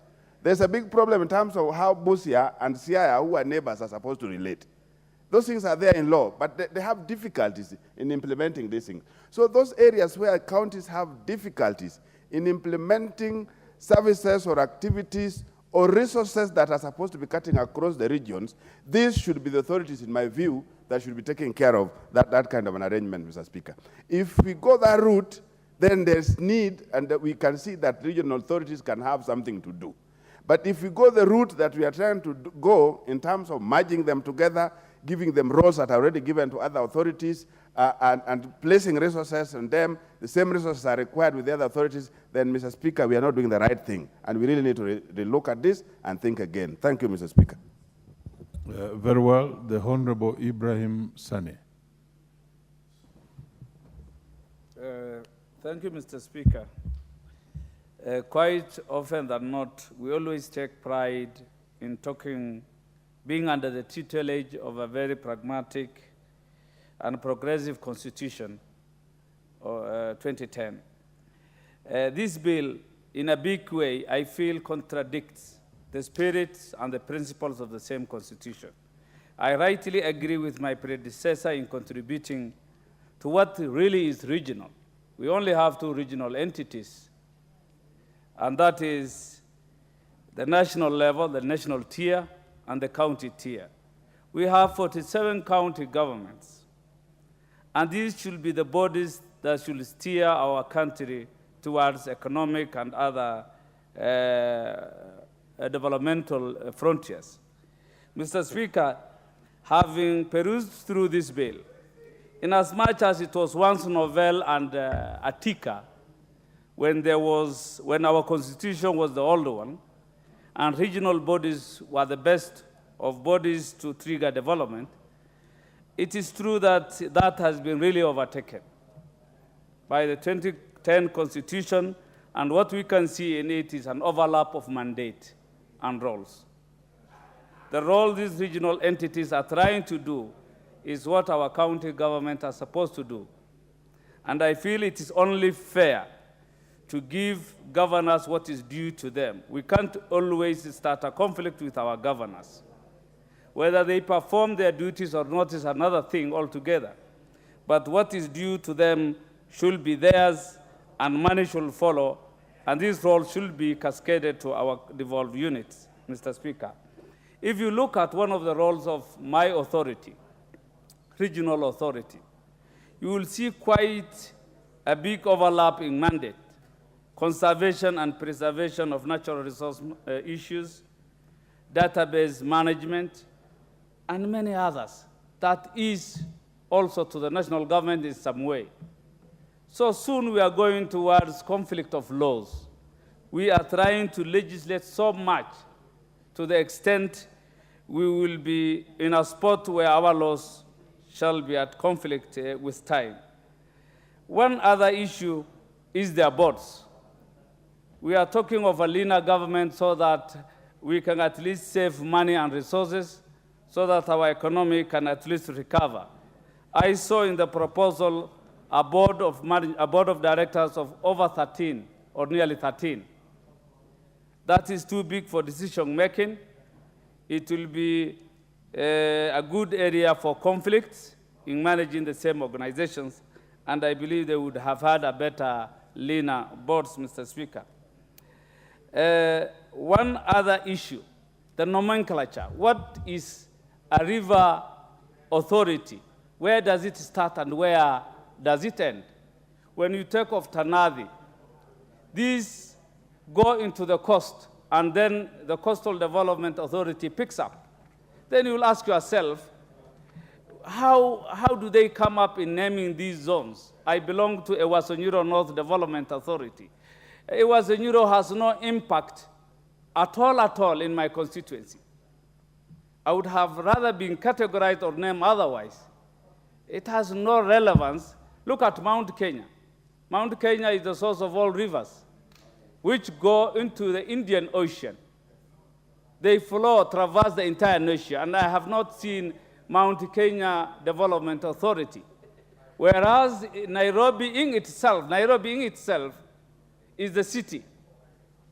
So developmentally, there is an ambiguity. What is a developmental authority, and where does it encompass? Where is the limit? Where does it start, and where is it ending? Without much ado, I would be frank to say I entirely oppose this bill, Mr. Speaker. Thank you. The Honorable Millie Odhiambo.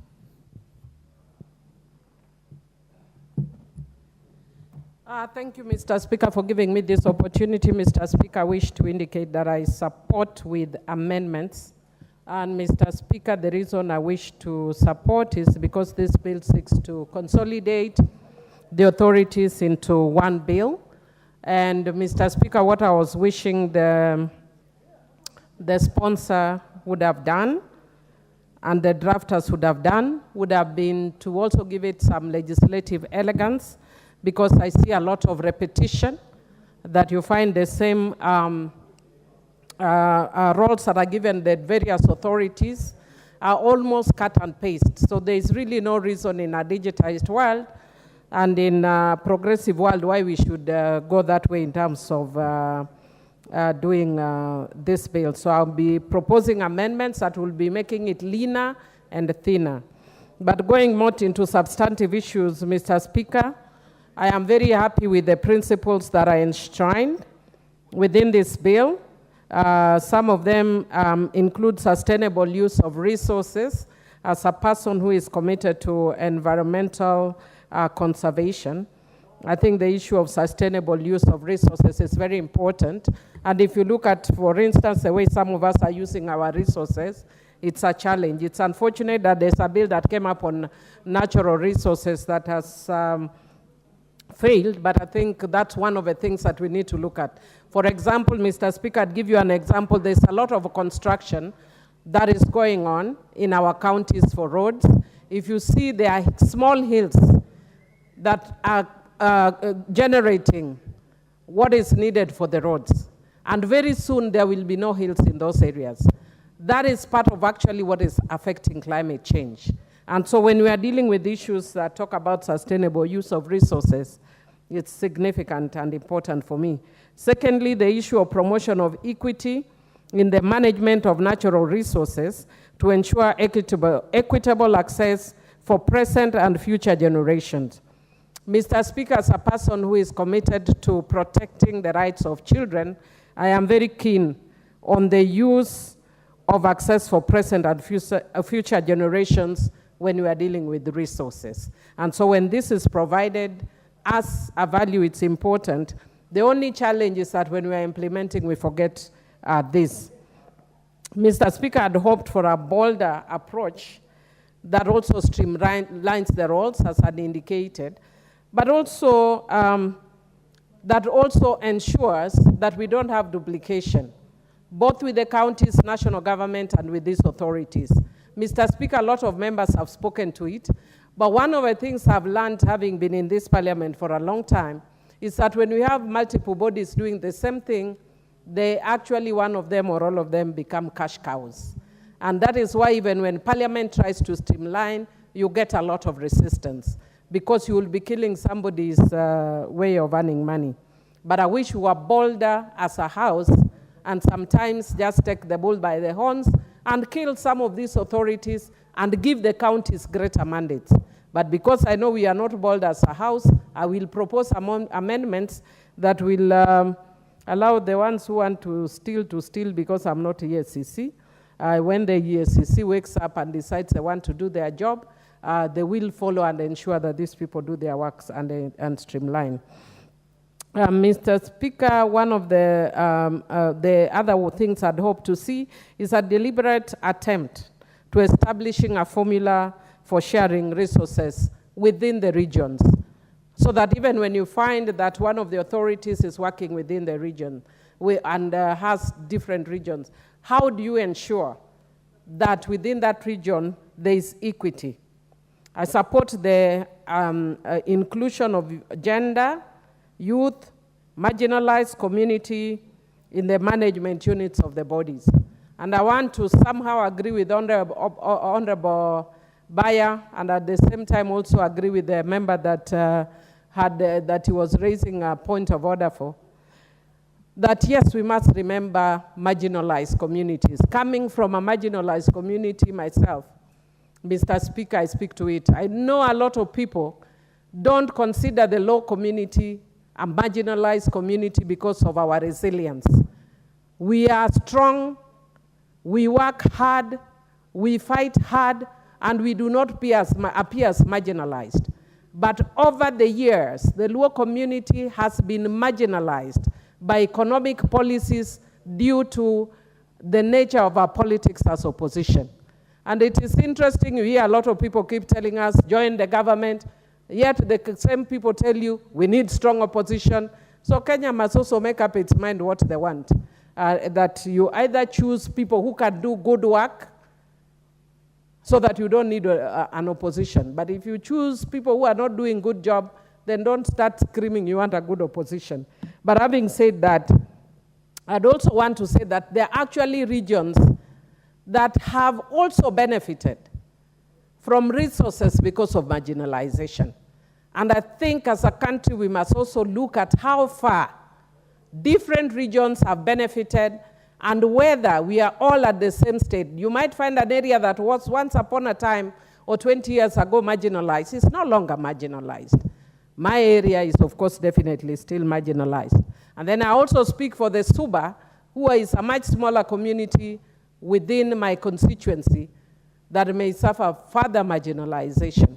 And on that note, I want to encourage the government that when you are dealing with marginalized community like ours, don't make promises that you don't realize very fast. Like for instance, more recently, the government made a promise to tarmac the Rusinga Ring Road.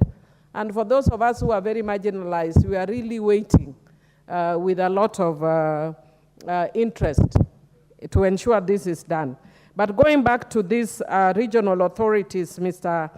Speaker, I'm just wishing again, and I want to agree with, I think it's Honorable Muragara that had talked the last time, that we needed a bold approach to fold up these bodies and give the money to counties, but with enhanced oversight roles so that we don't devolve corruption. And I want to reiterate that for me that would actually be a better approach. Again, I don't know whether the mwongozo is, that talks about the number of 8, but I'm seeing like these bodies are too many, the individuals that are proposed in these bodies are too many, and perhaps we need to streamline, especially of the local communities. I don't understand what you have a whole number of 8 that are coming in. But even within this number of 8, you need to, again, re-emphasize the issue of inclusion. Mr. Speaker, I would also want to say that one of the things that I've noticed, that this bill speaks a lot about the issue of natural resources. And I've said that it is indeed unfortunate that the bill that was talking about natural resource, and especially sharing, died at, I think, second reading. But this bill talks about natural resources without defining what natural resource is. So I don't know what exactly we are talking about in this bill, because we must ensure that we define what that natural resource is. Mr. Speaker, I'm also wishing that we could bring amendments, and I'll try that we ensure that these bodies, because we are not bold enough to just send them home, undertake programs and projects on climate change adaptation. Because since they're doing programs that have to do with those areas, and these are things that we're talking about as a country, but we don't seem to realize that, for instance, in this country in the last few days, the weather has been extremely hot, which is not very typical. And it's not here. I was in South Africa 2 months ago, and there was a heat wave. And we're actually suffering the effect of climate change. And the only things we want to act on is where we see money, like where there's a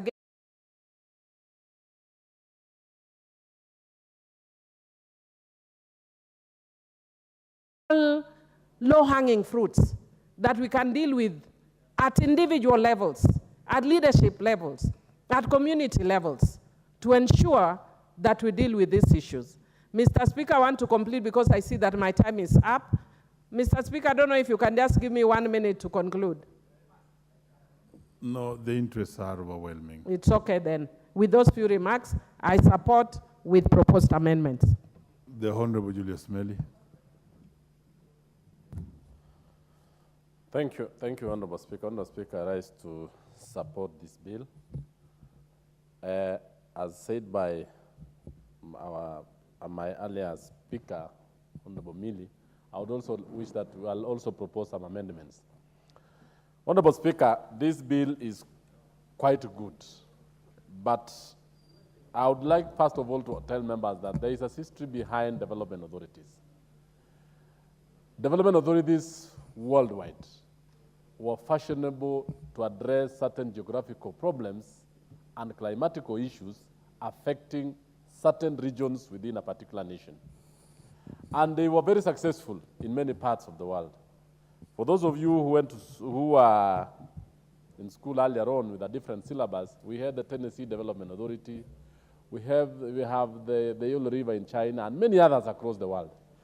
The Rwandese have also a very small development authority also, which is actually designed by governments to make sure that certain regions, certain bodies are actually formed to address certain problems peculiar to a particular region.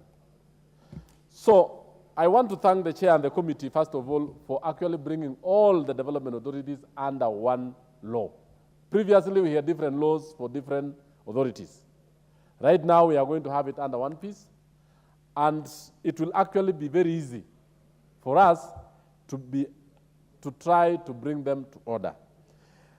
When you look at the Lake Basin, where my county, Nandi, covers, Kisumu, Busia, and all those other areas, the thing that Lake Basin Development Authority is to try to answer or to address problems or issues that are within the lake region.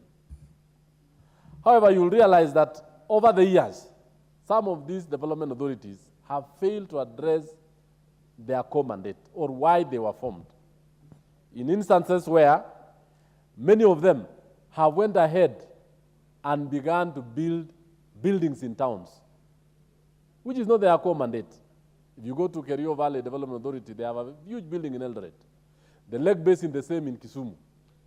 Theirs was supposed to address agricultural issues, cotton in the Lake Basin, address the issue of sorghum along the Kerio Valley, address the issue of cattle, camel, along the Ewaso Nyiro two rivers development authorities, address the issues of range farming, or actually range development, where you can keep livestock in some of the areas. It has come to the notice of this committee that most of the regional bodies were actually designed to address certain specific issues that were peculiar to the areas of operation.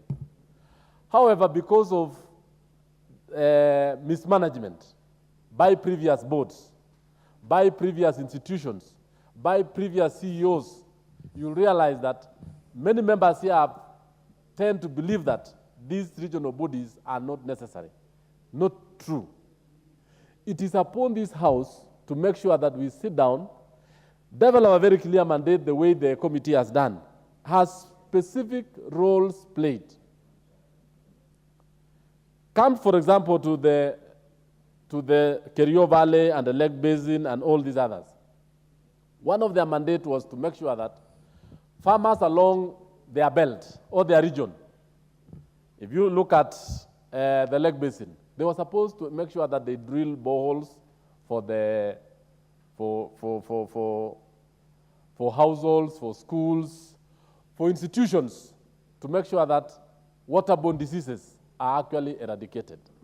They were even supposed to teach field services on proper farming, cotton farming, so that this country can be self-reliant in textile. It can create jobs.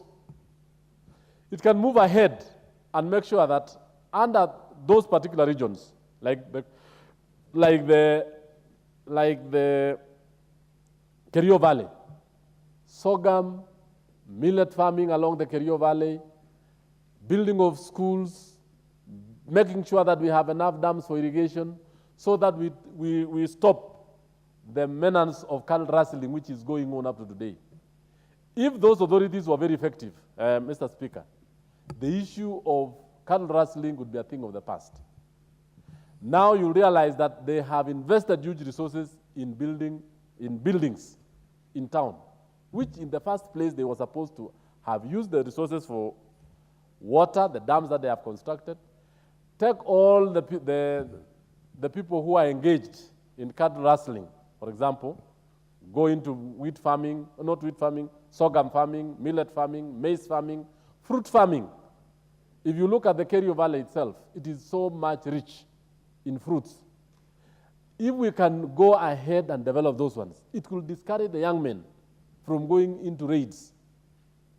Now you realize that these authorities are actually not doing that. That is why we are proposing that we need to really propose and make sure that it is illegal for these bodies to engage in activities that are not part of their mandate. Come, for example, to the coast development authorities. We have huge potential for livestock farming across the several counties in the Coast region. Have the Tana River, we have the Taita Taveta, and most of the region in that particular area, even along the Wasonyiro area. If these people are encouraged to go into livestock farming, this country now can go back to be one of the top exporter of beef. One of the earlier speakers indicated that Botswana today is one of the leading exporters of meat, and they benchmark to this country. So we really need to ask each development authority to come out very clear on issues that are supposed to do. On the issue of board leadership, Honorable Speaker, I want to differ with the previous speakers that we really need to have these authorities being micromanaged by the locals from their particular region. This is one country, this is one nation, this is one people. It is the expertise that we need to run in these authorities. It is not the people of those regions that are supposed to run them. You can have a very good expert, a very good manager from a coast region managing the Lake Victoria Basin. It is possible. And Honorable Speaker, it is unfortunate that the Deputy Leader Majority is trying to lead, to dismember the country by just trying to encourage people from one region to just be leading these particular bodies. I want to guide the Majority Leader that this is one country, Order, one people, order. and we need Honorable to move. Meli, speak through the Thank speaker. you, thank you, thank you. Yes, well guided, Mr. Speaker. Mr. Speaker, why I'm speaking to that is that one of the reasons why these authorities failed, it became employment bureaus for people from their regions. To an extent that it was only for salary. It was not for the intended purpose of making sure that these regions serve Kenyans and do what they were created to do. Lastly, Honorable Speaker, the issue that is very, very good, and I think I want the House to really adopt, is to make sure that these regional bodies are well resourced. One of the problems that we have with the regional bodies across is that you give it a mandate, you give it functions, you give it a role, yet you don't resource it. It has no money. At most times, they don't perform their functions because this House, which appropriate resources to these bodies, at times give paltry resources, asking them to do what they cannot do. You are giving them a lot of functions. You are giving them a very good strategic plan. You are giving them a lot of set targets, but what can they do without resources? Lastly, Honorable Speaker, we also have the issue of development plans. I want to ask the committee that the country always have development plans every 5 years. I don't know why the committee thought it wise that regional bodies should have development plans or strategic plans for 10 years. We need each and everybody to make sure that development plans or strategic plans are in tandem with the national plans. So you cannot have a regional development plan for 10 years and the national development plan is 5 years. Those are some of the proposals we want to bring across. I support with amendments. Thank you.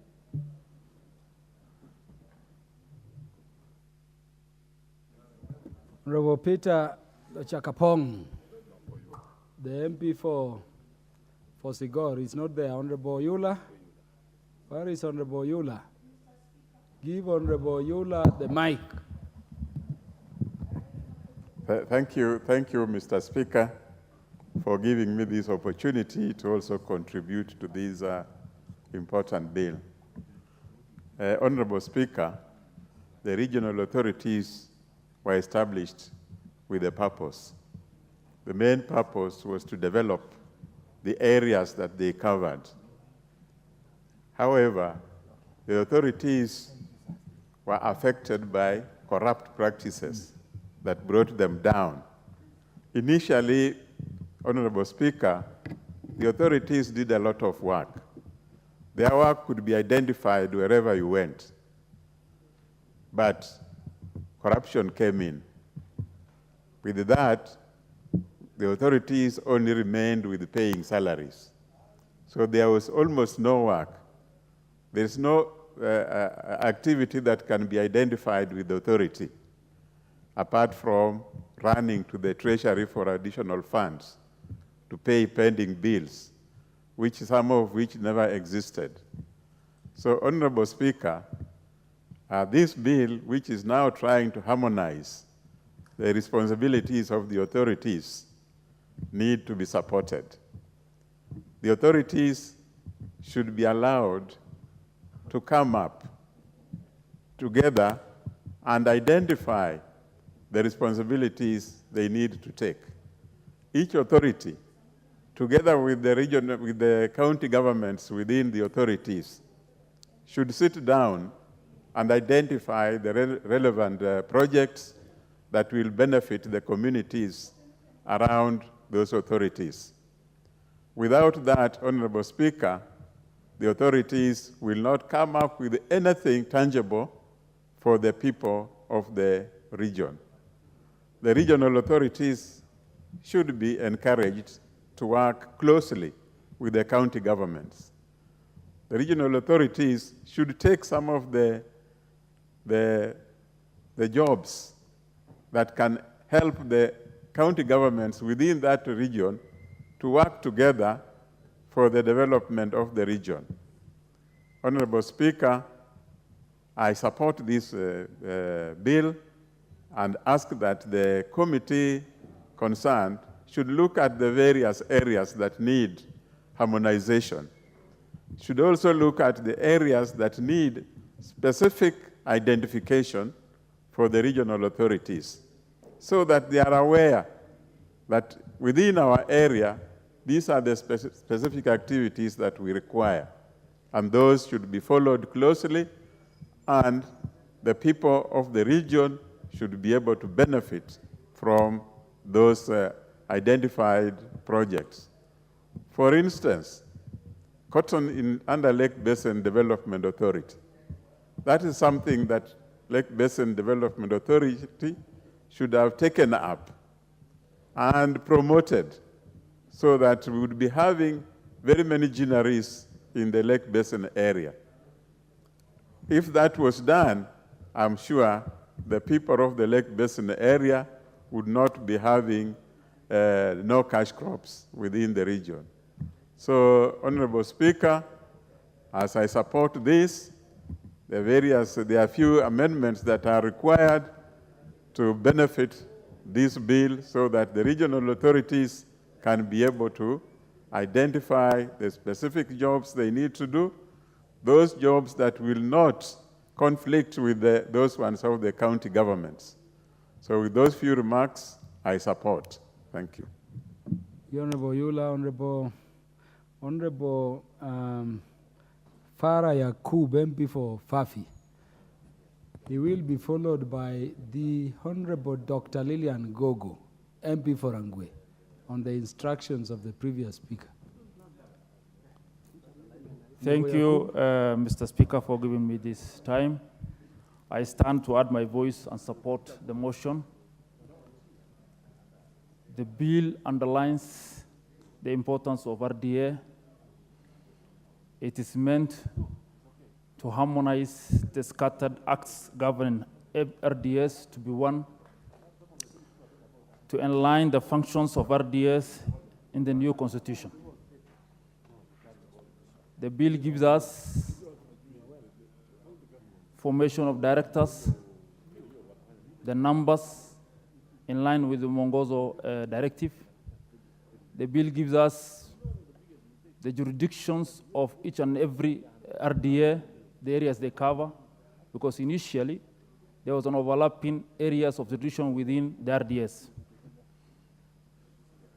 The bill gives us the functions and the cooperation between the RDS and the county governments. Having said that, Mr. Speaker, I happen to hear a lot of, most of the members of parliament supporting the bill, but many giving their dissatisfaction with the fact that RDS have overlived their time and their usefulness.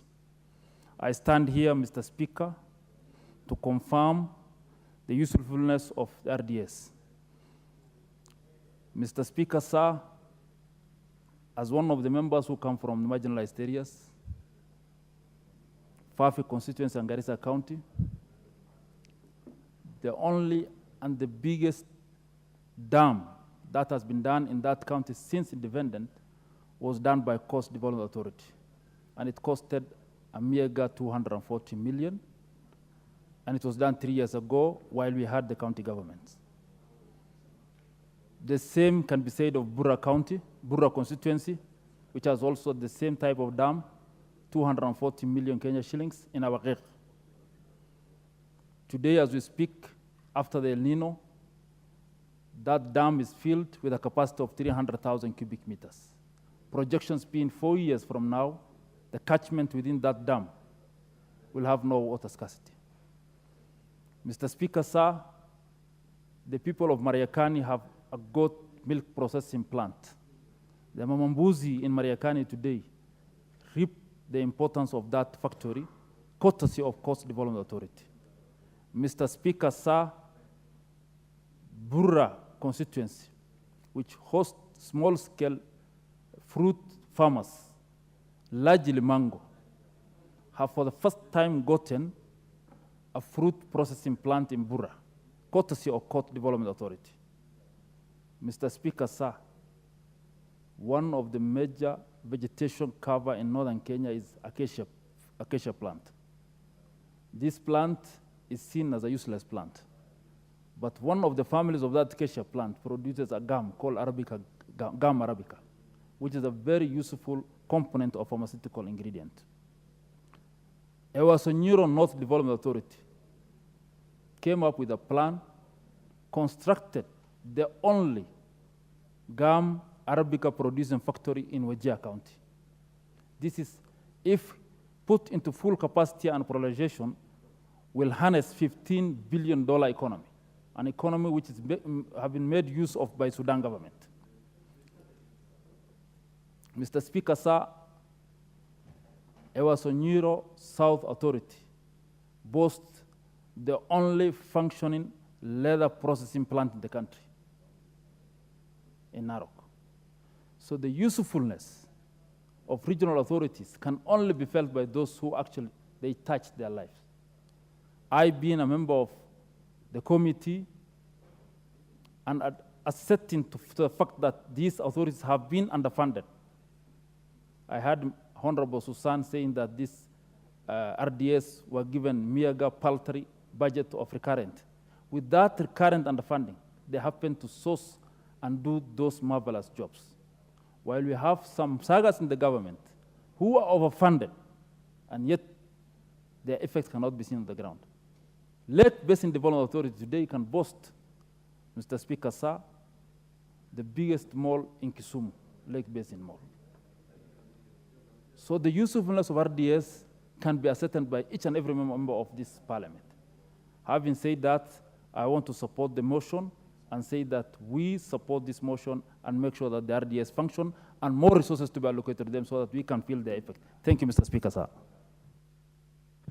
The gallant MP for Rangwe constituency, the Honorable Dr. Lillian Gogo. Thank you. Thank you so much, Honorable Speaker. I rise to support this particular motion. But before I go ahead to do so, Honorable Speaker, I want it to go on record that the great people of Rangwe constituency, whom I, by dint of having been elected to this assembly, I represent, will never ever allow me to jump any queue of whatever matter. Honorable Speaker, Rangwe constituency has some of the finest brains in this country. There are people who are noble, and there are people who respect the rule of law. I was the first person to come to this assembly for this particular session this afternoon, Honorable Speaker. And by dint of having been called out to go and speak to Nia girls who was visiting with the assembly today, when I came back, I found the matter on, and with the new rules, I had to be relegated to speak at the tail end. Honorable Speaker, it is not fair to great people of Rangwe whom I represent. And Honorable Speaker, I have been seated here without even going to loosen myself for 5 good hours. It is not fair. But having said that, I want to make my contribution, Honorable Speaker, by saying that I rise to support this particular bill. It is a good bill, and it has come at a good time. And just the idea that there is need to merge the regional development authorities from the various regions, bring them under one law, and put them in line with the current constitution, I should think is a good idea, Honorable Speaker. And also, Honorable Speaker, there has been a proposal to standardize the operations of these regional development authorities, which is a good thing. And we want to have these regional development authorities, Honorable Speaker, be controlled not with the various laws that were controlling them, but they should be controlled under one law. And this is a good idea. So I want to appreciate the movers of this, the committee that has brought this particular bill. And Many colleagues have spoken to it, so I don't want to repeat myself. But I want to say, Honorable Speaker, that there has not been any big conflict that has occurred between the regional development authorities and the county governments, Honorable Speaker, that would warrant us saying that we do not need to have these regional development authorities and that their work and their mandate should be given to the county government. If it may be as it may occur then, and there would be need to have their duty taken to the county government at whatever time this would be found appropriate by the country, I think it would be okay. But as for now, I stand here to support the existence of the various regional development authorities. Honorable Speaker, there is one of the members who had well articulated the history of these development authorities, the purposes for which they were formed, and I have seen that with time, the particular regional development authorities have forgotten. They have forgotten the very reason why they were mandated to exist by law. And Honorable Speaker, I want to specifically go to my constituency, Rangwe constituency in Homa Bay County, where we have one of the projects that has swallowed money over a period of 16 years that ought to have been run efficiently by one of the regional development authorities by name of the Lake Basin Development Authority. Honorable Speaker, I'm talking about Oluch Kimira project. This is one project, Honorable Speaker, that has swallowed more than, and I repeat, it has swallowed more than 7 billion Kenya shillings, Honorable Speaker, without a trace of changing the lives of Rangwe people in Kochia ward and the better part of a bit of Kagan ward.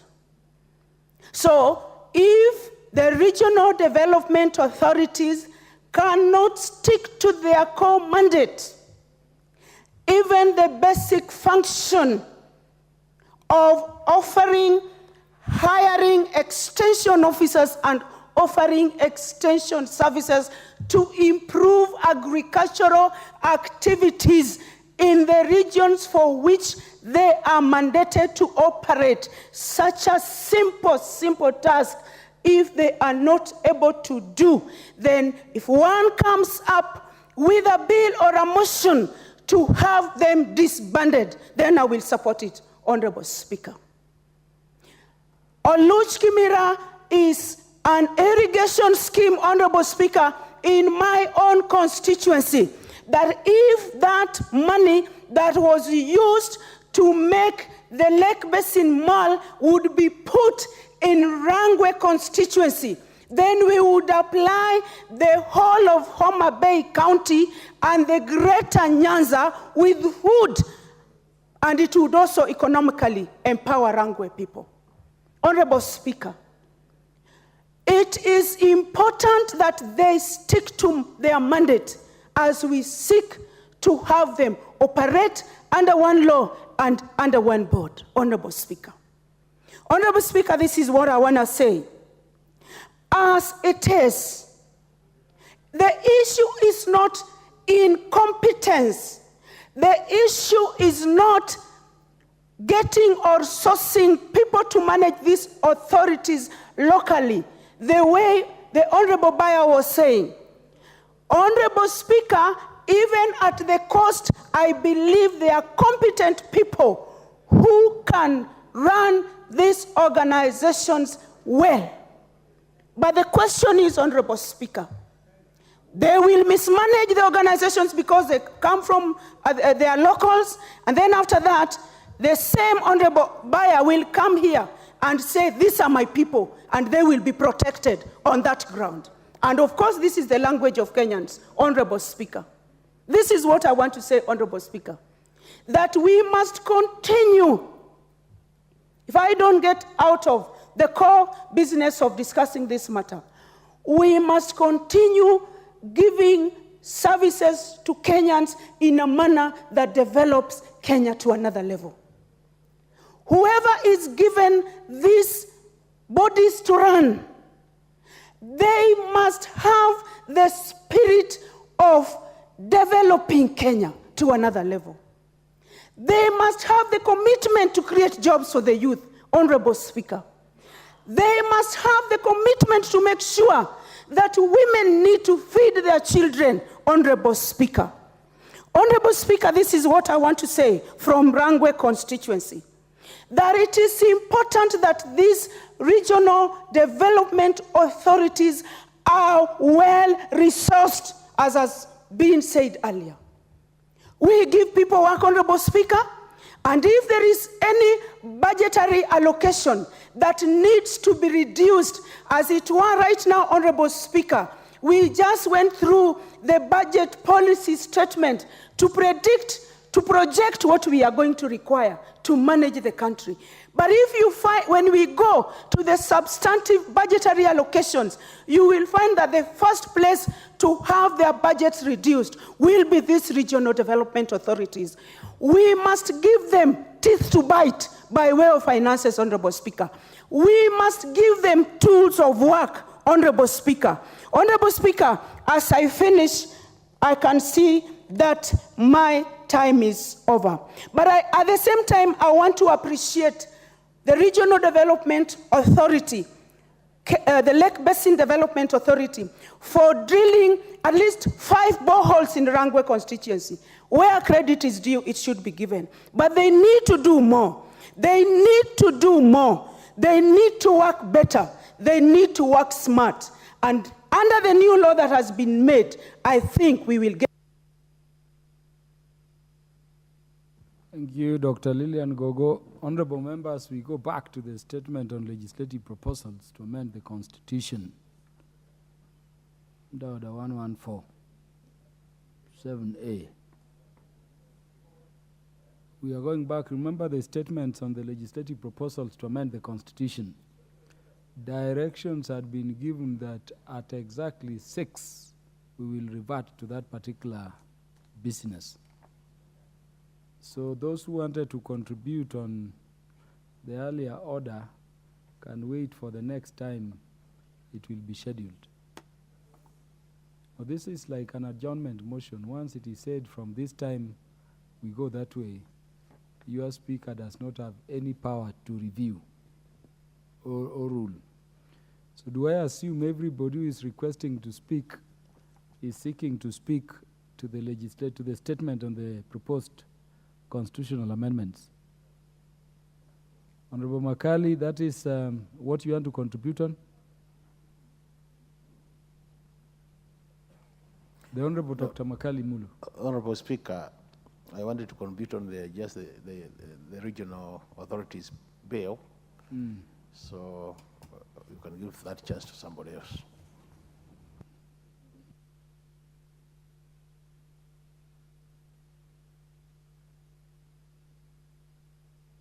Yeah, the matter that was being debated before, over which most of you I can see have a lot of interest in, will be continuing next.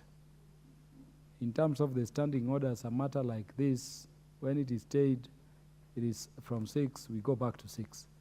In fact, I regret it because I noted so many of you wanted to speak to this matter, including the Honorable Martin Owino of Ndewa constituency, and of course the other honorable members. So could I know from the requests I have here, those of you who want to speak to the statement on the legislative proposal to amend the Constitution. This is the statement by the Honorable Bashir Sheikh MP and the Honorable Alice Nganga MP on proposals to amend the Constitution. One proposal is that absent the commissioners, the secretary of the commission can help with the conduct of elections. The other proposal, I think, seeks to save those which were called protected constituencies. So would I have those who are not contributing to this particular motion, or those who had not contributed, get out of the list and await the matter you are keen to contribute on the next time it is listed? The Honorable Geoffrey Ruku.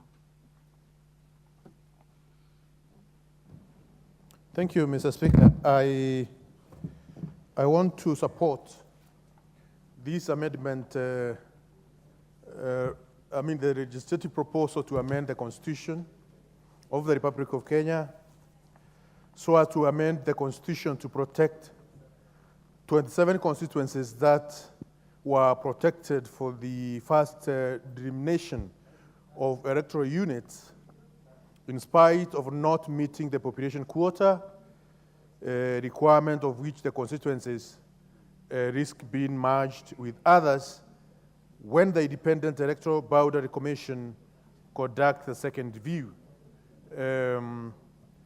Mr. Speaker, one of the constituencies which is in this category is my constituency, Better North constituency.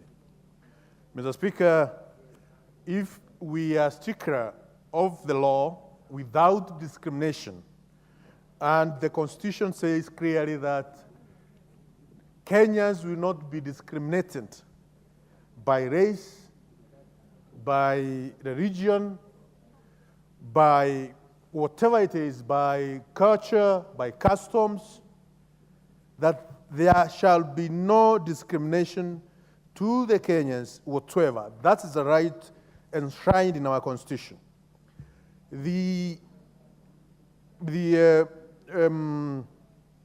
review or the census was done last in 2019. And it is true that from 2019 to now, Mr. Speaker, the population of the Republic of Kenya has changed. We are talking now about 50 million, over 50 million Kenyans. In 2019, we were talking about 47 million Kenyans. So the population of the Republic of Kenya has changed, and therefore the population of the constituencies, the 27 constituencies, they have changed. I support this legislative proposal to ensure or to give a leeway where these constituencies can get the required 164,000 population within a period of 8 to 12 years. That is what the legislative proposal by Honorable Aris Nganga says. If you look at the NADICO report, Mr. Speaker, NADICO report gives these constituencies a period of 20 years. That means the legislative proposal by Aris Nganga and the NADICO report, they read from the same script, Mr. Speaker. We are due, I think this month, this exercise should have taken place. But still we don't have a properly constituted IBC which can ensure this process of delineation of constituencies or electoral units has taken place. And therefore, Mr. Speaker, having that in mind, that we are therefore in a more or less a constitutional crisis. This House, Mr. Speaker, should have 290 members elected from each and every constituency. Our Constitution says that there shall be 290 constituencies. As it is at the moment, we are 289 members of parliament elected because we lost one of members from Mandera who has not been, and we have not been able to have an election in Mandera to ensure we have a member because the Electoral Commission or IBC is not properly constituted. Therefore, this proposal to amend the Constitution comes in to ensure that we give a leeway to constitute IBC in the most appropriate way, where all the signs of this House are in agreement whether the minority or the majority are in agreement, and to that effect, as far as the NANDICO report is concerned, already there is a bill proposed for the amendments to be put in front of this House to ensure the IBC Act is properly amended and aligned with the views of the both minority and majority side. This amendment proposal, Mr. Speaker, comes at the most appropriate time to ensure there are no Kenyans, whether in Better North or in Madioya or with any other constituency which is among these 27 constituencies, are not discriminated. Mr. Speaker, most of the constituencies in the Republic of Kenya are organized in customs and traditions, in their socialized in a particular way, and when we don't amend or we don't pass this legislative proposal to amend the Constitution, it means most of the constituencies will be fragmented.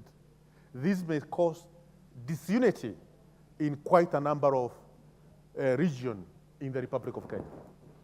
Because the way boundaries of these constituencies were done, they have history, depending either on the customs, on the traditions, the history of the people of that area, and they have been living like that for many years.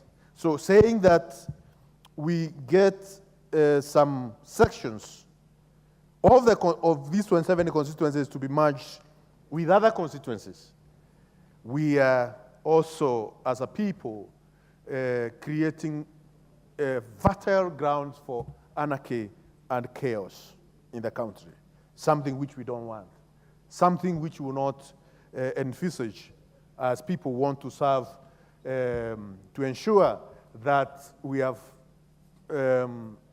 welfare of the people is all taken care of, and we have a just government of the people.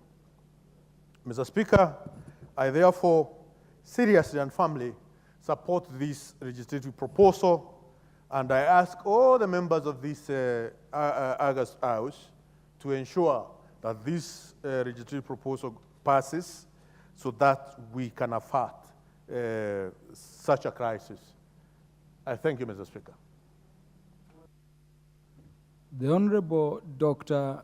Otiende Amolo was a member of the Committee of Experts. We want to give him the chance to speak to this, to give us better directions. Thank you, Mr. Speaker. Even Here, as we Dr. proceed with Nyikal. the debate. Dr. Nyikal seems to The have a point Honorable of Dr. order. Nyikal, But kindly raise the point of order. Yes. After the most learned Honorable Otiende Amolo speaks. Thank you, Mr. Speaker. You may just address the issue you want to raise. Thank you, Mr. Speaker. Mr. Speaker, this proposal by Honorable Alice Nganga is an important proposal. It looks timely, but it might be dangerous. It might be, first, Mr. Speaker, because it's preempting a more fundamental issue that we are called upon to deal with as the two houses of Parliament, and that is the report of the National Dialogue Committee, which was adopted by this House and adopted by the Senate, and the Speaker committed it to the joint committees of the Justice and Legal Affairs, co-chaired by Honorable George Murugara here, and the Justice and Legal Affairs Committee of both houses had its first sitting already, and without preempting anything, because I'm not the chair, I am aware that we are resuming meeting tomorrow and had agreed to meet weekly. In the NADCO report, a very fundamental proposal has been made to change the period contemplated by the Constitution from between 8 and 12 to extend it to 15 years. Depending on how that discussion is had, the urgency of such a consideration ceases. It is then postponed, and it gives enough time for everyone to think through this matter. To adopt such a proposal right now undermines those proposals in the NADCO report and will actually just end up in some level of confusion. To that extent, Mr. Speaker, this proposal is premature. Secondly, a similar proposal is in the face of the Constitution. We found it necessary to protect the constituencies in issue from the first review, and that is in Schedule 6, Section 27 of the current Constitution. So that when the first review was undertaken, I believe it was in 2012, the idea of interfering with any of these constituencies was foregone, and therefore there was no interference. Such provisions usually are contained in transitional parts of the Constitution, not in the substantive part of a Constitution, because then you are entrenching something for posterity which you might need to deal with differently. To that extent, insofar as the idea is to amend Article 89 on its very face, then it becomes dangerous, instead of even considering an extension of Schedule 6, Section 27, in the event that that is what we wanted to deal with. But thirdly, and more importantly, Article 89 gives various parameters. And the jurisdiction for this is not for the House, it is for the Commission. The House, even this House, cannot arrogate itself a task expressly reserved for an independent commission. In the event that we get there, the idea of preserving all constituencies, not just the ones in danger of being affected, but even all existing constituencies, will then be an idea that is presented to the Commission. I've often told a lot of colleagues that, except that the timing is wrong, but the idea of, delimitation and the Commission considering the boundaries is not an idea we should fear, because the Commission can actually consider it, look at all the constituencies and say, we have reviewed and we've agreed that we are not adding any constituency, we are not affecting any boundary, and they'll have done the constitutional duty. So that is still a possibility that exists. It does not require preempting. And for that reason, Mr. Speaker, it is my considered view that this is a matter that should not be considered at this point. This is a matter which, if it's to be considered, should not be on the body of the Constitution. It should be considered in the schedules. This is a matter that is premature in light of the NADCO report. This is a matter that is preemptive in terms of the jurisdiction of the Commission. And therefore, Mr. Speaker, I do not support. Thank you. Honorable Tiende Omolo, you can't raise an interjection after Honorable Tiende Omolo has concluded. Honorable Tiende Omolo, just for the benefit of the House, as a former member of the committee of experts which birthed this Constitution, what under this Constitution is meant by a commission? Thank you. Asked another way, something like the conduct of elections is the role of the commission. Is the secretary to the commission, who should also be the chief executive officer of a commission, a member of the commission? Thank you. Mr. Speaker, to the extent that you prompted me, I had forgotten to talk about the other proposal, which is also on the floor, which proposes by my friend Honorable Bashir Sheikh, that where the commission is not constituted, the secretary to the commission shall perform the functions of the commission related to the conduct of a by-election under 1014. Mr. Speaker, that proposal would be flatly unconstitutional. And we do not even have to give that answer in this House. The organ that is mandated to interpret the Constitution has severally interpreted and has stated that a commission, to the extent of the role of a commission, is the commissioners. And only the commissioners can then undertake that role. If we were to be in a situation where we can forego or do without commissioners, we'll have fundamentally affected the structure of the Constitution in a way that runs contrary to the finding of the High Court. And the High Court has pronounced itself on this. What we must focus, and I keep coming back to the NADCO report, the urgency of this is obvious. But rather than debate all these proposals, let us fast track the NADCO report and appoint the commissioners so that we have substantive commissioners who we can deal with. And it is for good reason that those commissioners are endorsed in this House, and if they misbehave, are removed by this House. That is why they are commissioners. So, Mr. Speaker, the answer has been provided by the court previously. Thank you very much. Thank you, Mr. Speaker. As to some extent, I agree with the Honorable Senior Counsel.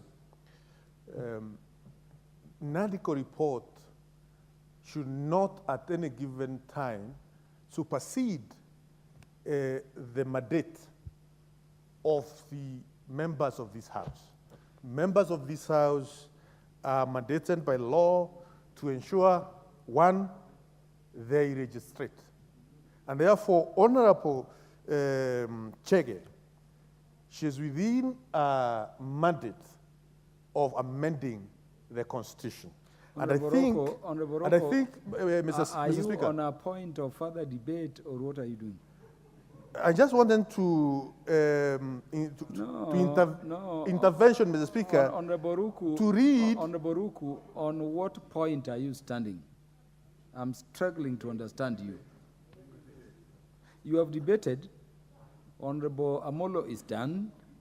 Here you are contradicting Honorable Amolo's understanding of the Constitution he participated in making. And a procedure I don't. What are you doing? What I'm doing, Mr. Speaker, is to inform Honorable Moro that the amendment of Article 89... Honorable Roku, Honorable Amolo has not requested or permitted you to inform him. Let me say you are out of order. Please sit so that we may proceed. Yes, the Honorable Dr. Nyikal. Mr. Speaker, I rise to bring to your attention that we don't have a quorum in the House. And what we are discussing is so important to this country that we can't have 4 or 5 people discussing. The information, like you are saying, coming from Honorable Tiende, is what would educate many of us in the House. We can't make it look like we're having a cup of tea in the cafeteria while we are discussing such an important House. So I bring it to your attention that we don't have a quorum in the House.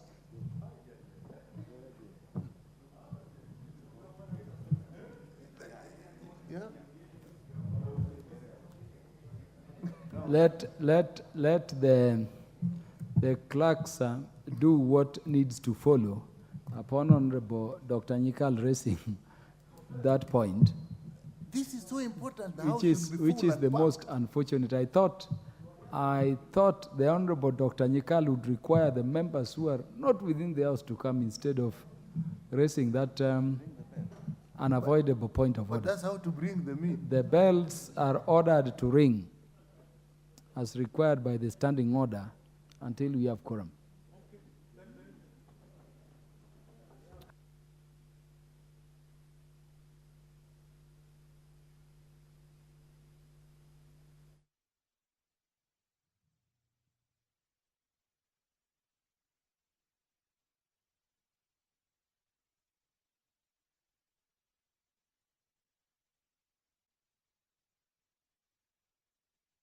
Statement number 7.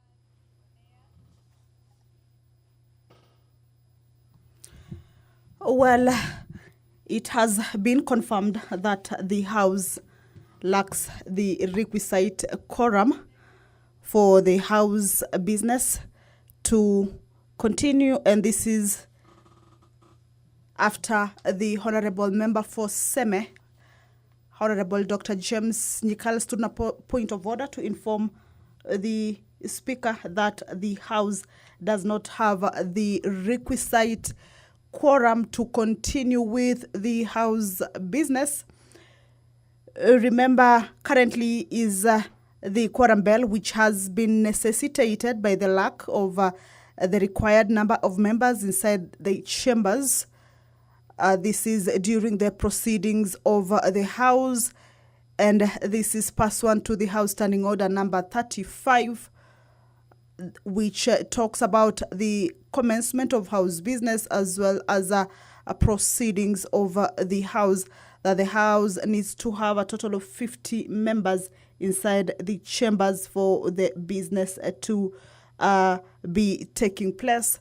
But on that note, after that point of order by the Honorable Member that the House does not have the required number of members inside, then the quorum bell is on. Of course, this is to alert the members who could be within the precincts of Parliament but are not inside the chambers to make their way to the House, just to ensure that the House gets that required number for the business to continue.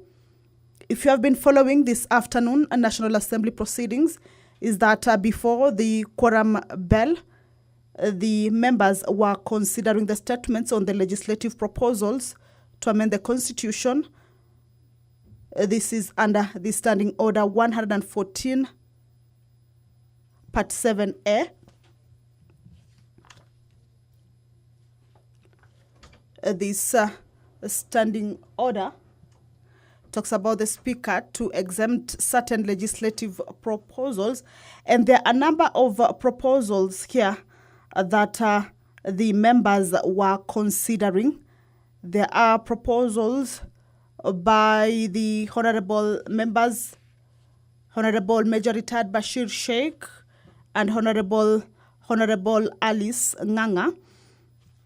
These are legislative proposals to amend the Constitution. And the one who was on the floor before the quorum bell was Honorable Atiende Omolo. And this one, they were looking at the legislative proposals to amend the Constitution under Standing Order 114.7a.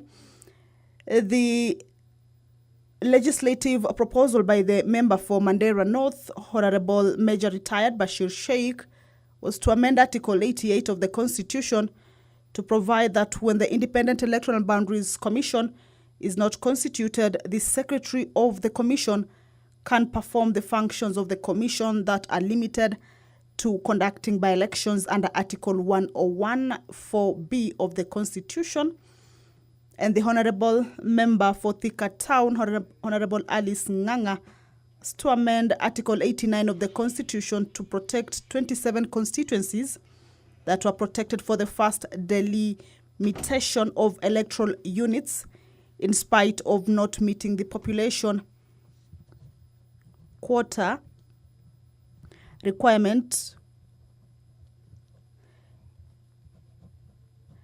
and which constituencies risk being merged with others when the Independent Electoral Boundaries Commission conducts the second review that is due. So if you are just joining us, currently underway is a quorum bell. Those are members of the National Assembly, of course, are waiting for other members to join them in the House. A business that was currently on is the statements on the legislative proposals to amend the Constitution under Standing Order 114.7a. And the member who was on the floor before, the Honorable Member for Seme, Dr. James Nyikal, rose on a point of order to allow the Speaker, that the House lacks the requisite quorum was Honorable Member Otiende Amolo. And of course, what we'll be seeing is that we'll be expecting the members to walk in, but at the lapse of the 10-minute quorum bell, pursuant to the House Standing Order, a 5-minute quorum bell will be rung. And at the lapse of the 5-minute quorum bell, if no quorum is achieved as expected, then the House or the Speaker may adjourn the sitting until the next sitting. So what we'll be waiting for is that members will be walking in. As you can see, members are present, but not to the required number. So we hope or we believe that before the lapse of the 10-minute quorum bell, or even the second round of the quorum bell, that is the 5-minute, the members will be able to get into the chambers and allow the House attain its requisite quorum to continue with the House business.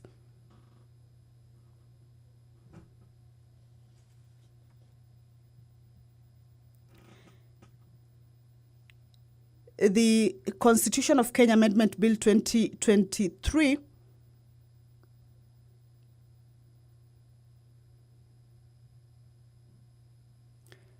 according to the legislative proposals to amend the Constitution by the honorable members. This is Honorable Member, Honorable Major Retired Bashir Sheikh, indicates that Article 88 of Constitution is amended by inserting a number of new clauses, that is a new clause immediately after clause 5. This will be clause 6, where the commission is not constituted.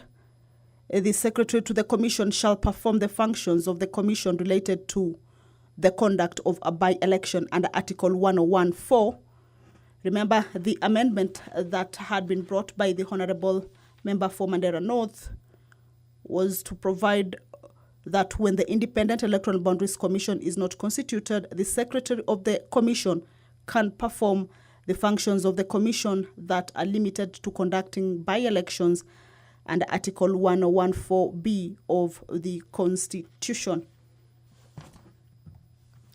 So in that amendment is an insertion of a new clause that comes immediately after clause 5, which indicates that where the commission is not constituted, the secretary to the commission shall perform the functions of the commission related to the conduct of a by-election under Article 101, subarticle 4. Well, if you are just joining us, the House business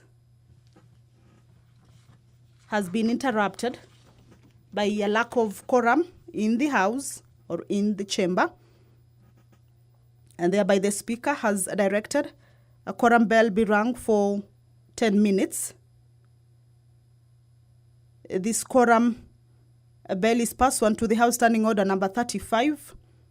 Quorum during the proceedings of the House, that if the House lacks a requisite quorum, then the bell will be rung. And as you have seen, the business that was on the floor of the House is on proposed amendments to the Constitution. So, of course, members are needed to ventilate on these particular proposals. Once the quorum has been achieved, you can see members taking their seats. Allow me to hand you over to this live broadcast. Hopefully the quorum has been achieved. We believe that the Sergeant-at-Arms and the clerk have informed the Speaker, if at all, the quorum has been achieved.